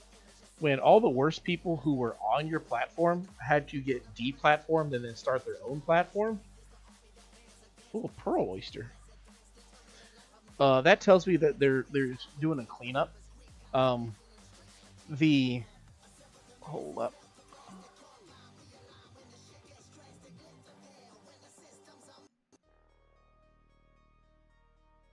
There we go. We're going to delete that off the list because even though my channel isn't made for children, I would like it to be more or less kid friendly. Basically, my aim with my channel is to have good content that anybody can enjoy, regardless of age group. but I also want to have room for open dialogue. And if you specify your channel as a kids channel, they remove the chat option as well as the comments. So the only way to actually have a chat box on streams and comments on my videos is to not have it overtly designed for children, even if I do try to keep it as clean as possible. Otherwise, because I do like the social engagement, but I also, you know, like to have my legacy online be defined as somebody who was a neutral person that anybody can listen to or hang out with and enjoy the content. But going back to Twitter, as long as places like Sky Blue exist, where all the worst people who got kicked off of Twitter are, that tells me that they are trying to fix the problem. But when the problem's been around for so long, it becomes very difficult to actually properly do a deep cleaning. Like, it's one of those things that's like when the roaches have been in the house for so long, eventually you're gonna have to gas the whole house to get rid of the roaches. And Musk is a businessman, and he knows that the cost of doing such things can be absolutely ridiculous. So if there's a way to fix it without literally just turning it off, stripping it down, and then rebuilding it as something clean, then that would be the smarter thing to do from a business standpoint. And so you're trying to just kind of clean it as best you can and deal with the problems bit by bit. The platform is entirely free speech, so it's people's responsibility to ensure it remains good and calm. So it is free speech, but the like in America, free speech is a right, and rights, like any other privilege, can be abused. Just because you have free speech, like just because you can say something, doesn't mean that you should say it. And if you were to get banned off of Twitter for saying something inappropriate or wrong or controversial, it's more or less their right to do so. It's kind of like if you were to go to a restaurant in America or any business and just be like, oh yeah, I can be here, my rights allow me to be here. The store owner also has the right to tell you to go away. Like, the thing about rights is they're only protected so long as they're not impeding on somebody else's rights. And I definitely feel like the online landscape is way too what's the term? Too sensitive right now in certain circles. But I also feel like it's also too freelance too. It's this combination of people need to chill, but people also need to grow up. If that makes any sense. Like one thing that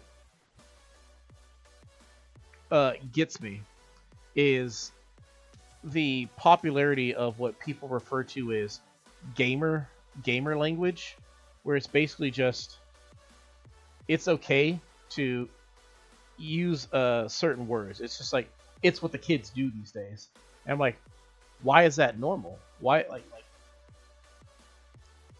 I see videos where they talk about from where I come from, it used to be the N word, and it's pretty much unanimous. We don't use the N word. It's when you become the letter word, you're not supposed to. It's very clear. It's something that you shouldn't be saying. But then nowadays, I've heard certain circles calling it the gamer word, which to me, it's like when you call it that, you're basically implying that, oh no, you can use the word if you're black or a gamer who's angry. It's like, bro needs to chill. Like the fact that that's normalized, like I'm just not a big fan of that. Let's see. If you get banned off Twitter, you need to see a therapist.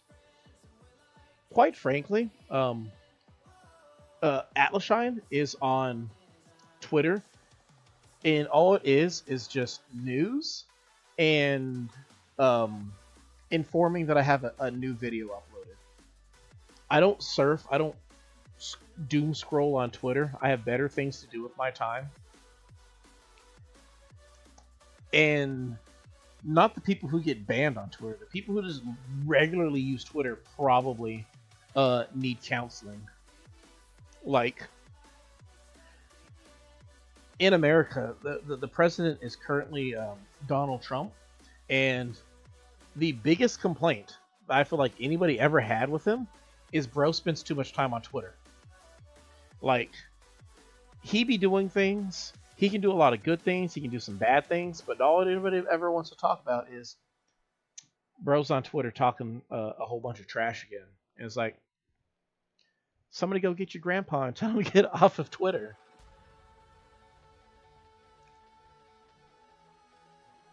Like, I admit, my worst habit historically, especially historically recently, is I indulge in too much online drama on social media. I had to delete Facebook from my phone because I would just constantly looking for like I'd be just kind of minding my own business. Somebody posts something, and I have to have that, push your glasses up up the bridge of your nose, be like, well, actually. And fortunately, I never had that experience on Twitter. Currently, I'm just waiting for the drama on YouTube. I have a bad habit. I'm starting fires in comment sections all over YouTube, whether it's Warframe videos, professional wrestling videos, just all sorts of videos. People just be like out there, and I'm just like, I can't help myself. I shouldn't be on there. And I'm trying my best to just get off of those places, those spaces, because it's just drama. That's all it comes down to. It's just drama. Nobody needs that level of drama in their life, and unfortunately, like that's like it seems to be like all we have going on online these days. It's just drama, more drama. What flavor would you like your drama? And it's just so hard sometimes. Like I personally just need to practice a little bit more discipline when it comes to that, because like it's no good. Like here is online drama in a nutshell. Somebody says something stupid. You say,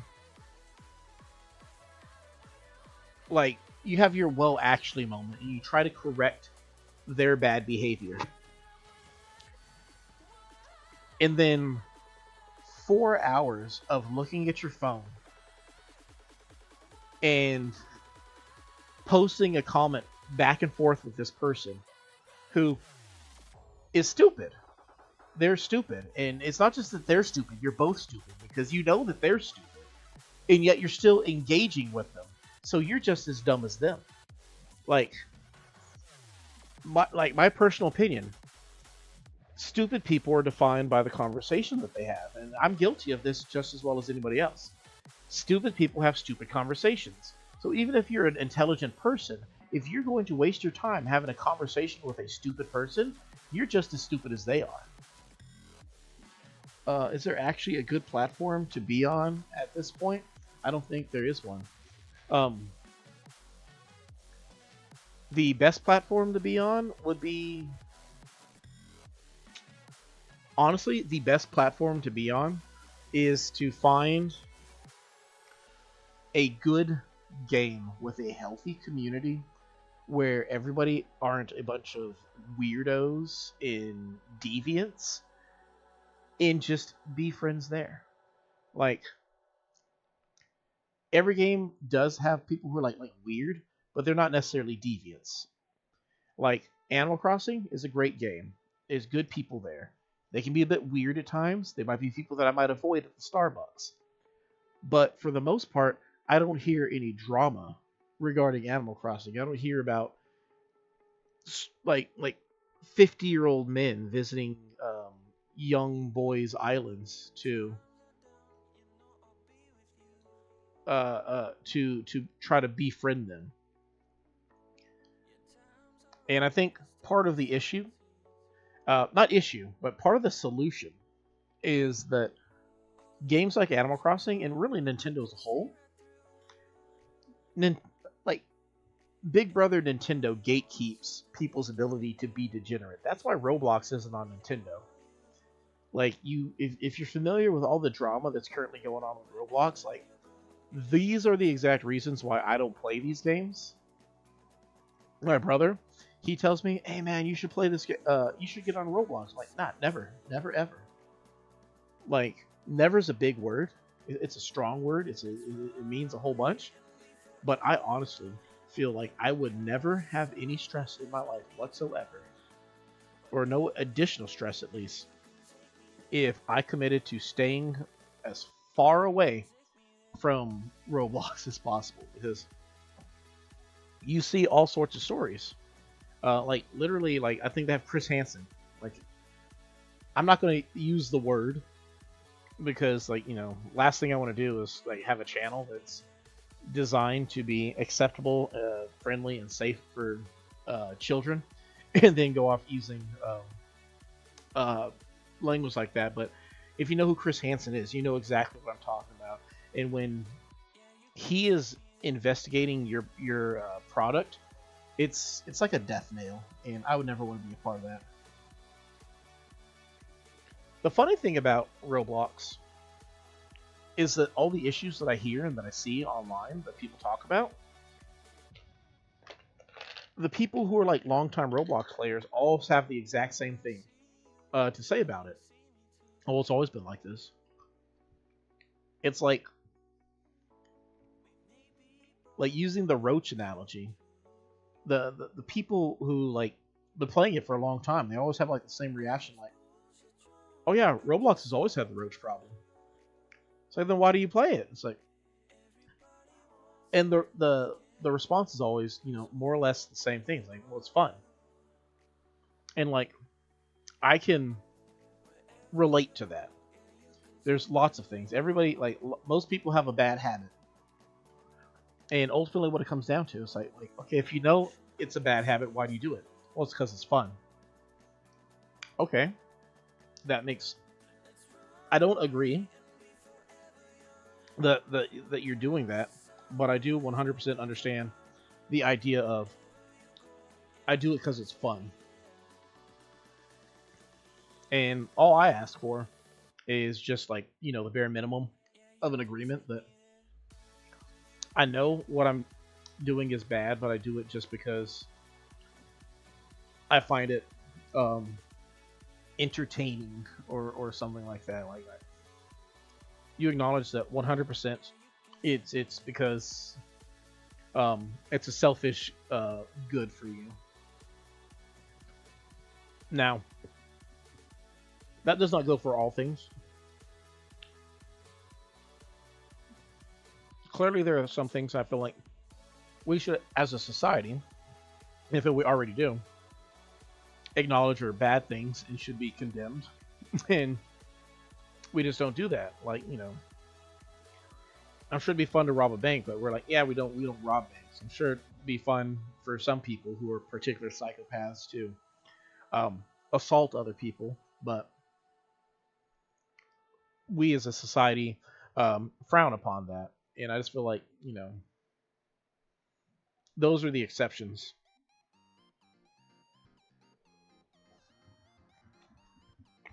But for the most part, like, if it's just like, let's say you play like your M-rated game, and it's like, man, is that game any good for you? It's like, no, man, I feel pretty numb to violence playing this game, or I feel like I treat people of the opposite gender like a lot worse. Like, oh, okay, cool. But, so then why do you play it if it clearly has a negative effect on you? Yeah, it's just fun. Okay, fair enough. I took a long break from Roblox due to levels. When I came back, it was garbage, so I stopped. I'll be quite honest. Unpopular opinion incoming. Roblox has always looked like trash to me. Like beyond their problem, and when I say their problem, it's not a little problem. Beyond their biggest problem that they are suffering for right now. Beyond all that, the game like the platform as a whole just looks like trash. And when I hear people tell me it's like, oh yeah, but some of the games they make in there are like indie like developer levels of good. I'm like, oh, okay. Like if you show me a turd that legitimately smells like roses, it doesn't change the fact that it's a turd. Like I don't feel like the quality of the game is particularly good. And part of what's turning me off on Fortnite currently is the fact that Fortnite's new strategy for success, or at least for Fortnite content creators, is go take something that is addictive on a troublesome platform like Roblox, import it into Fortnite, slap a fresh coat of paint on it, and then profit. And it's like, I felt like the games in Roblox were lazily developed when your version of development is literally just steal from somebody else's lazy project. It's like, well, then what are you gonna do? Like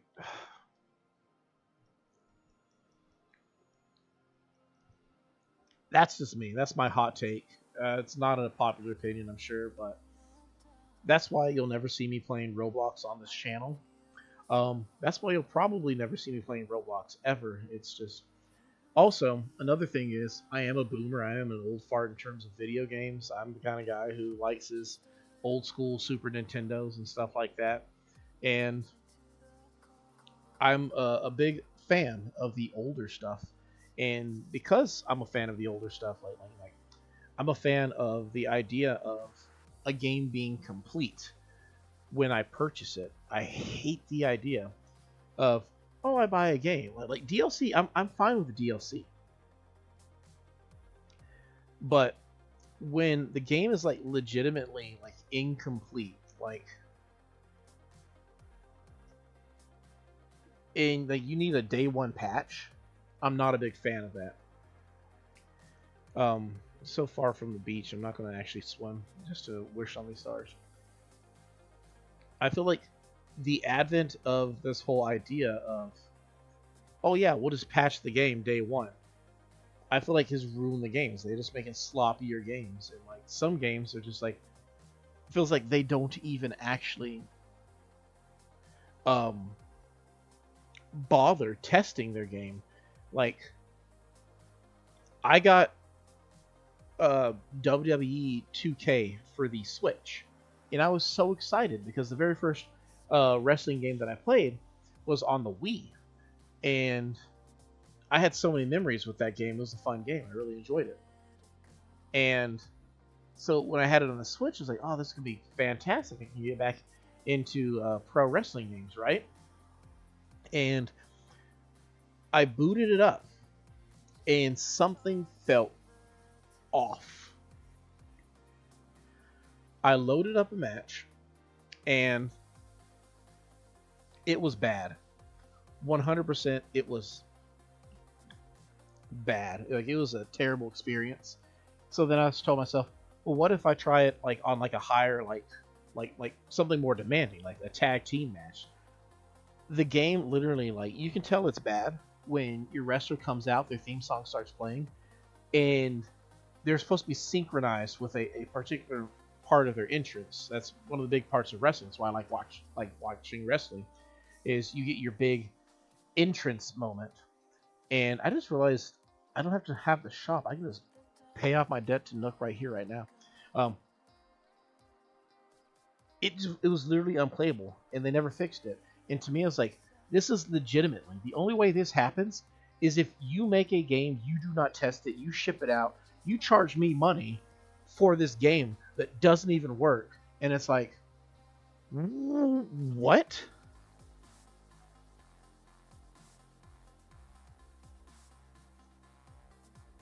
Like, it was so bad, and I'm like you didn't even test the game. So like nowadays, I appreciate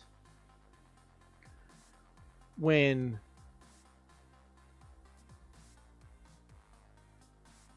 a game comes out and it's just okay, never mind. I can't actually pay him off because I thought I could pay him right now, like I had the money, but the money's actually he's gonna send it to me tomorrow. That's my bad. I bricked on that one. But when a game comes out and it's more or less complete right from the get go, or at the very least they put a lot of time and effort in. Like one game, I have not been able to play, or I have not taken the time to play thoroughly. Is called Stardew Valley. Everyone's heard about Stardew Valley. Anybody who's watching an Animal Crossing video right now knows what Stardew Valley is. And the fact that the game, you get the game, and then like their updates to the game just make the game better. It's not that the game doesn't work.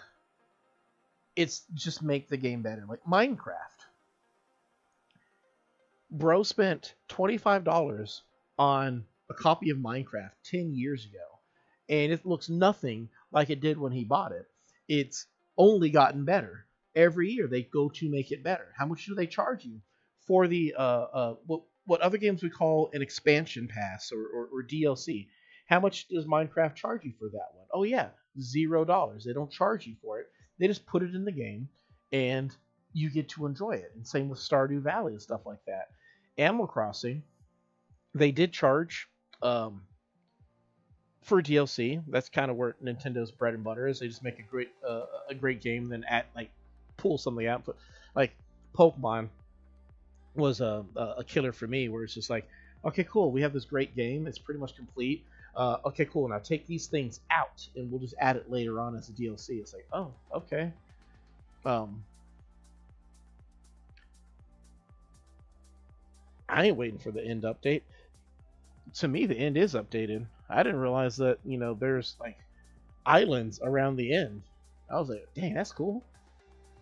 But part of the problem with the end update, or any update with Minecraft, like it's the only really big problem to me, is how it affects your seed. You need to, if you've explored, like put it this way, if you've explored every inch of the end. Is he asleep finally? Yeah, he's asleep. Then, if it goes like if they update it, you'll never know because you can't refresh the chunks. I have not tried Pal World, and I probably never will try Pal World. Basically, it was described to me accurately. So is it's Pokemon with guns. Well, I like Pokemon. In fact, I really like Pokemon so much that I would never contemplate shooting one. And if that's the core gameplay that you have going on in Pal World, it's like, well, let's not do that. But also, I like Pokemon in a sense that, like, I'm not going to spend money to go play a bootleg version of the game that I actually enjoy. And this is harsh language, I'm sorry. I don't say this as an insult to the people who actually like these games. It's nothing against them. This is my own personal opinion on it, and my own personal opinion is I don't like, I'm a brand loyalist. I still play on the Nintendo. Why do I play on the Nintendo? Because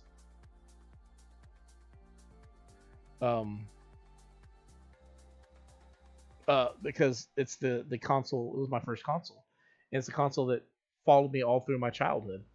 My mom had a NES that I got to play for a while, but then I got my own Super Nintendo, and I played that a whole bunch, and then my life flipped upside down back in I think it was 95, 96, whatnot, when I got Pokemon Blue version on my Game Boy. No, I didn't. I borrowed Pokemon Blue version from my friend, and that was fun. But then I ended up getting Red version for I think Christmas or my birthday or something like that, which is basically the same thing because my birthday is like 2 days from Christmas. But all the hours I spent on that in every single game, like I played every single Pokemon game from like cover to cover all the way up to Gen 5, Gen 6. I went through a rough patch in my life, and it's like I didn't really have the money nor the inspiration to or motivation to go get whatever the new game was at the time. So just kind of went about doing my own thing otherwise. But I came back Gen 8, and it's just been a big part of my life. So it's just kind of a big thing for me. I played Minecraft. The game looks way different from PS Vita edition right now. Definitely so.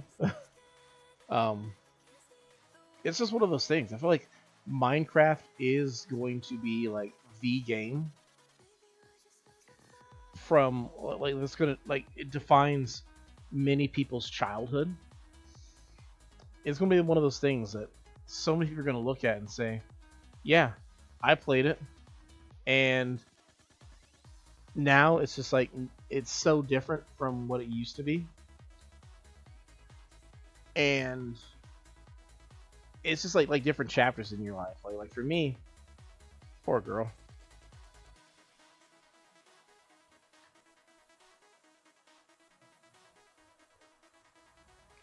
Nothing beats a wooden block table. But so many people like just are gonna look at like a game like Minecraft and just like, oh yeah, yep, that was the game. And it looks nothing like it did back then. And you just look at it, it's like it's 100% true. It's let me talk about when I first started playing Minecraft, like way back in the day. It was the bare bones version of the game. Like I'm not even certain if the end was in the game at that point in time. It was just I played it. I didn't get it. Like like not that I didn't buy it. Like I bought it, obviously. Actually, I probably didn't buy it. I probably pirated the game or something like that. But um, I didn't get it in a sense of how to play the game.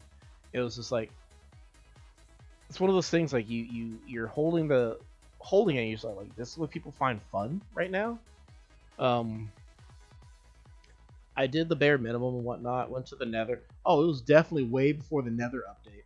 Oh man, I feel bad for anybody who played before the Nether update.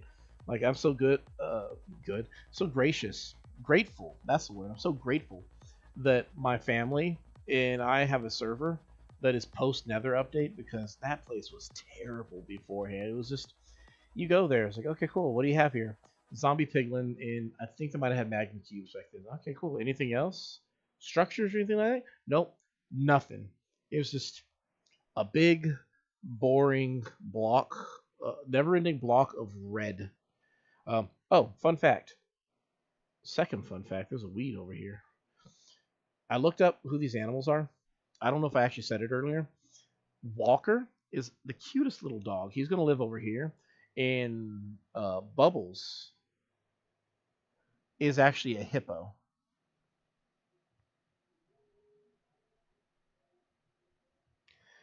Um, oh, you hate the fact that people complain about Minecraft's look.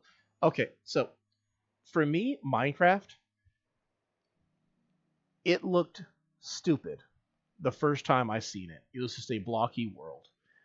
But they took that as a challenge. It was challenge accepted, and they just built it up to be the most beautiful. Like the game, honestly, at this point in time, is so beautiful for being a blocky game. My biggest complaint is there's no Minecraft for the Switch 2. So you basically when you play it on the Switch 2, it's a port of Minecraft for the Switch that has been put on the Switch 2. So we don't have, even though our the Switch 2 can probably run vibrant visuals, we don't have it because we're still playing the Switch 1 version. So, but from what I have seen it, I saw my daughter play it on her laptop, and it's just the fact that you took a game that's basically like glorified Legos, and you built it up to the point that it's literally just like a beautiful game in a blocky world. It's like a blocky paradise. And as somebody who once looked at the game and said, "Man, this game looks stupid because it's just a bunch of blocks," I look at it now like this game's beautiful, and like the beauty is like so deep in the game because it's like it's a combination of they've really upgraded the style of the game with uh, uh, all the time and like how it runs, but they also upgraded how the game actually plays to a point that I'm just like, I think I already have this, right? No, sad. But the game plays really good. It looks really great. It's just a fantastic game right now in the year 2025, and like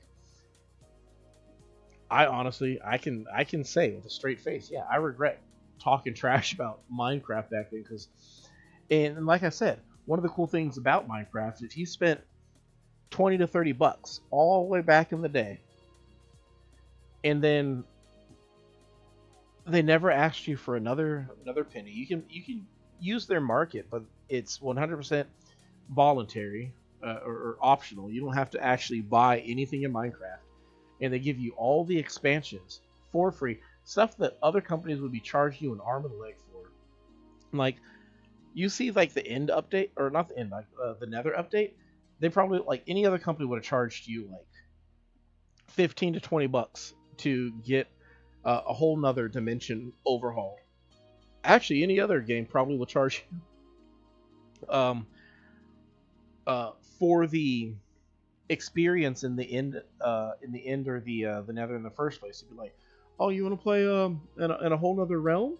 Oh, well, you have to pay for that stuff right there. It's like, oh wow, that's kind of sucks. I wish you just put it in the game for free. But yeah, you can keep wishing that. Blazes drop glowstone. I don't even remember when they drop glowstone dust. I'm over here. I'm post that point. If I need glowstone dust, I just go to my Bell Witch farm and just gather that along with the gunpowder and the redstone. Oh my goodness. They updated the witch drop rate for redstone dust, and it broke my farm. Not literally, but metaphorically speaking. I go to check how much gunpowder, glowstone, and redstone, because that's all I care. Everything else just goes to the trash. And them stinkers be just blasting it with redstone. I think on the server I have like a whole bunch of blocks now. Are you old? Let me tell you something. We're all old.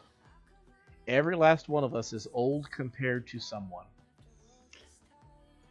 You can be 10 years old looking at the future like, oh man, this is like it's a great big beautiful world, like can't wait to go to summer camp or whatnot. Um, and there's gonna be a 9-year-old who's gonna look at you like, wow, you're old. Like like the first time I'd say that anybody comes to the realization that they're old is when they're a toddler, when their younger sibling gets to do things like eat the soft food or get extra affection from mom or stuff like that, play with baby toys, or not have to clean up their own room or use a toilet. That's the first time they look at the world and say, "Am I getting old? Am I old? Like, I don't like this." Like next thing you know, they're gonna be start expecting me to be responsible. It's like, yeah, they are gonna expect you to be responsible. And you know what you're gonna do? You're gonna hate it, just like everybody else.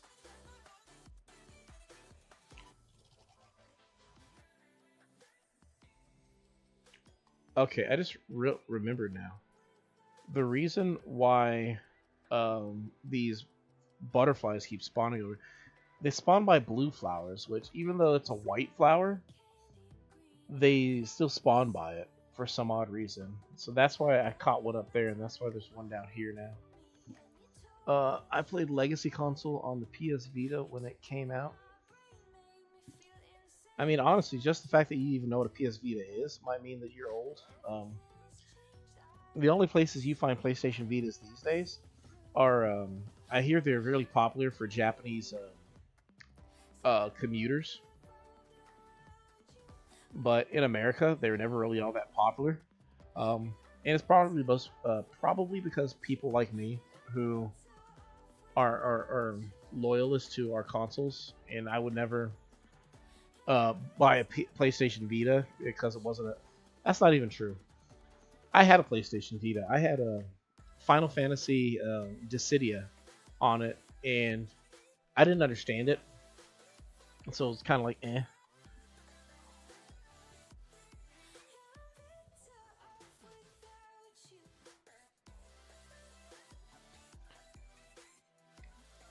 It's we're at a weird place currently in society where nostalgia sells, and it's cool. The only downside to nostalgia sells for me personally is the idea that oftentimes the people who are buying your nostalgia don't even know what it is. Like, like take for example, like you'll go to Hot Topic and you'll see a shirt. Like someone's gonna come out wearing a shirt that they just got from Hot Topic, and it has some sort of like obscure reference to a bygone age, and they're like, "Oh yeah, it's so cool, right?" And they don't even get the joke. They just think like, "Oh, I like the artwork," but they don't even get the reference. And I'm not saying that you can't enjoy something just because you didn't experience it back when it was fresh, but I'm not saying it doesn't hurt somewhere deep down inside when you just see that like the thing that was once a crucial part of your time, you see it on a shirt. If you've seen that shirt 10, 15, 20 years ago when it was fresh, when you were a kid, when you were watching it firsthand, you would kill for that shirt. But nowadays, it's just a throwaway piece of art. It's probably on some girl who's going to take it home and she's going to cut little rivets in it and turn it into like some sort of an altar top where she can look extra cute when she goes to like a convention or a concert or something. And you know, good for her. But I think that's just kind of where it just boots. Yeah, I like boots. Ugh, not those boots though. I'll put it in the storage when the time comes. Dang it. Missed it. We're gonna have a lot of shooting stars, star fragments on our beach tomorrow. But like all the freedom to them, like my nostalgia can be sold. I like when other people get to appreciate things that I appreciated as a part of my childhood. But at the same time, like I said, it makes you feel old when basically the things that mattered so much to you back then are now just something that just gets put on people's shelf as like a go-to thing. Like one of the things, like I love my brother to death, but sometimes when I hear him say, "Oh yeah, that was my childhood," and it's in regards to something that was like that was a part of like my childhood, like yeah, he was like it's just a selfish thing in my head. Like I said, I love him, but like it's just a selfish thought in my head where it's just like I was actually there when it was new. Like it matters like so much to me, but like I said, it's a selfish thought, and you get to a point where like you're just kind of grateful that whether it was or wasn't a part of their childhood, if they're being sincere when they say that, the fact that they got to experience at some point, that's the cool thing about old things. Like a lot of things about the that they came from the 80s are important to my wife. They're part of her childhood, and I guess that puts it in a great perspective that it's not that she is being well, that she's trying to take away from the importance of what it was back in the 80s when it was brand new. It's something that's timeless. It's something that she got to appreciate in her childhood, because just because it was around in the 80s doesn't mean it wasn't around in the 90s, the 2000s, the 2010s, and the 2020s. It's a timeless thing. It's around always. So something that was a part of one person's childhood can be part of another. Like Barbies. If anybody were to say like, "Oh, Barbies are a part of my childhood," in because they're a boomer who was around when they first came out and think that they can't be a part of anybody else's childhood, it's just not true. Pretty much every generation of little girl has had a Barbie that they loved. They carried around everywhere they went, and it really mattered to them.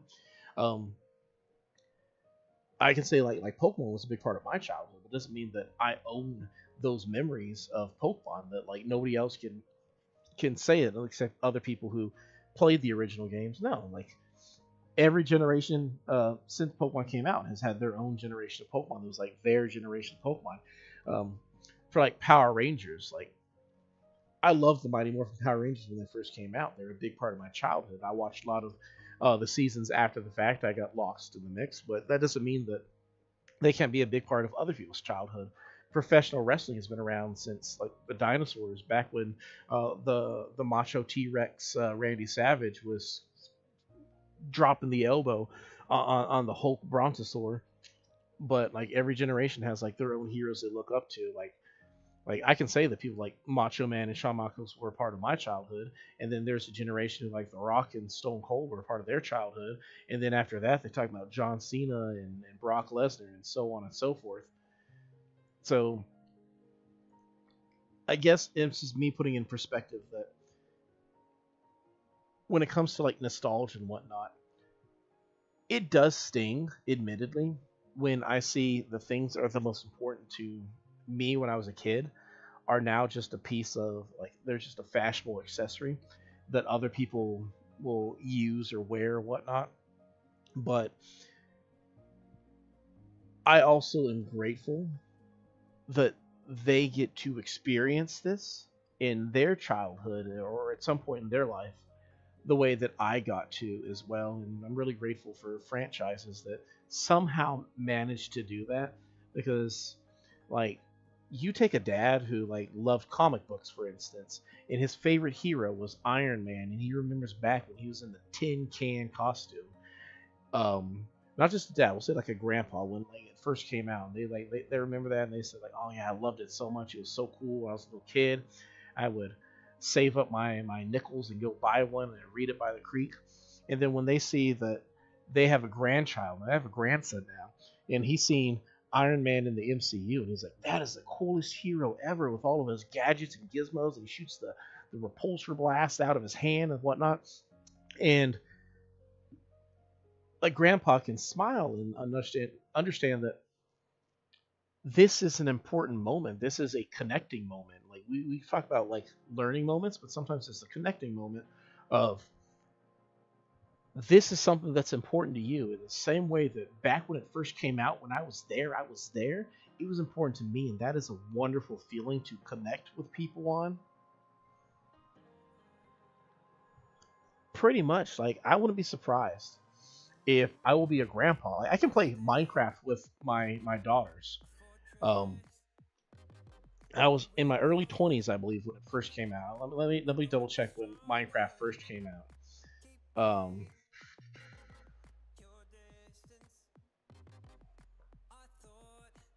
Minecraft on their Wikipedia. 2011 was when it first came out, so that was 14 years ago. So I was a much younger man back then, and now my daughters play it. 14 years ago, my daughters, one wasn't even born, and the other one was still pooping her pants.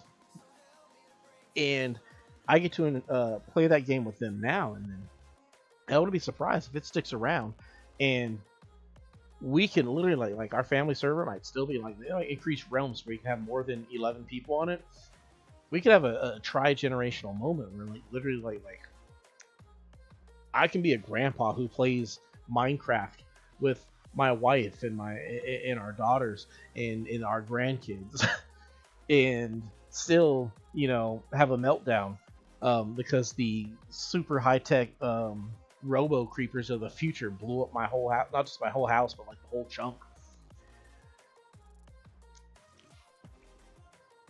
Man, it's like a deep breath going on there. Seeing if any stars might come also, but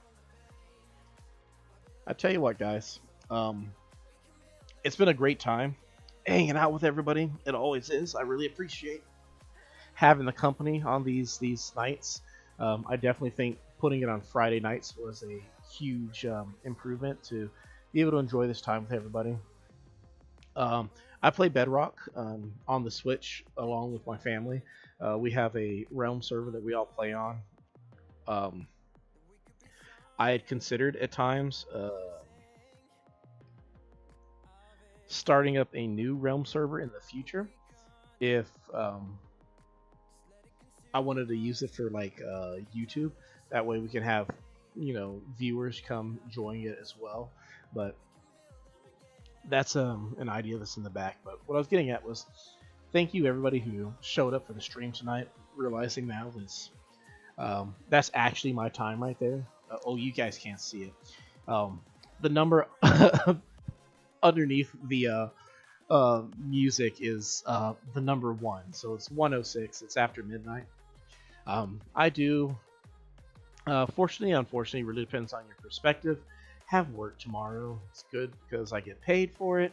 It's bad because I do have to be wary of the time, but thank you everybody who showed up tonight. Thank you for Techno, my Sri Lankan best friend, for keeping me talking, so I more talk, less yawn, you know what I mean. But we will have, as you see by the title, this is episode 4. There's 4 episodes prior. Last Friday was the pilot episode. You can't see the air quotes, but I threw them in there. If you want to see me stay up to date with all the future episodes, feel free to subscribe so you can be kept up. These episodes come out every 3 days a week with a streamed episode on Friday. So the next episode will be, if you're in the same time with me, so it's Saturday, you're still in that Friday mentality, basically. Not today, but tomorrow, Sunday, Tuesday, Thursday. I will have the new episodes. If you're like, oh man, like I definitely want to check out like the future episodes, but I don't know if I can sit for 4 hours every episode.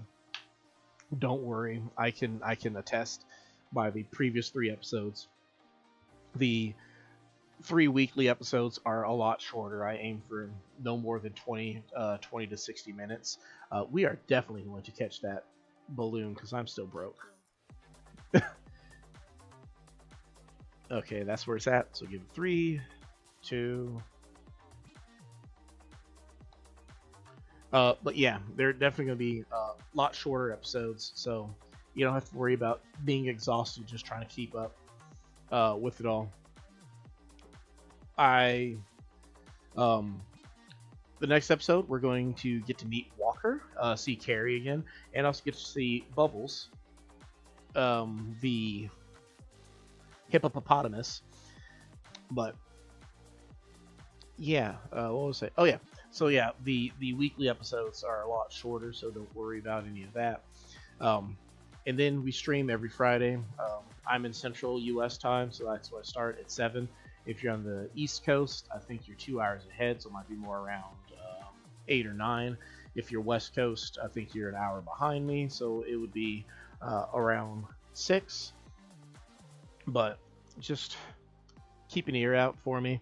I enjoy the process. I'm just trying to make something great for me and my friends here, and hopefully we can have a nice thriving community, build something up, let Nintendo know that Animal Crossing still doing good today as it did 5 or so years ago when it started up on the Switch. And yeah, pretty soon we'll get to a point where maybe we'll have enough episodes where we go from counting up the days on our island to counting down the days to the next sequel for Animal Crossing.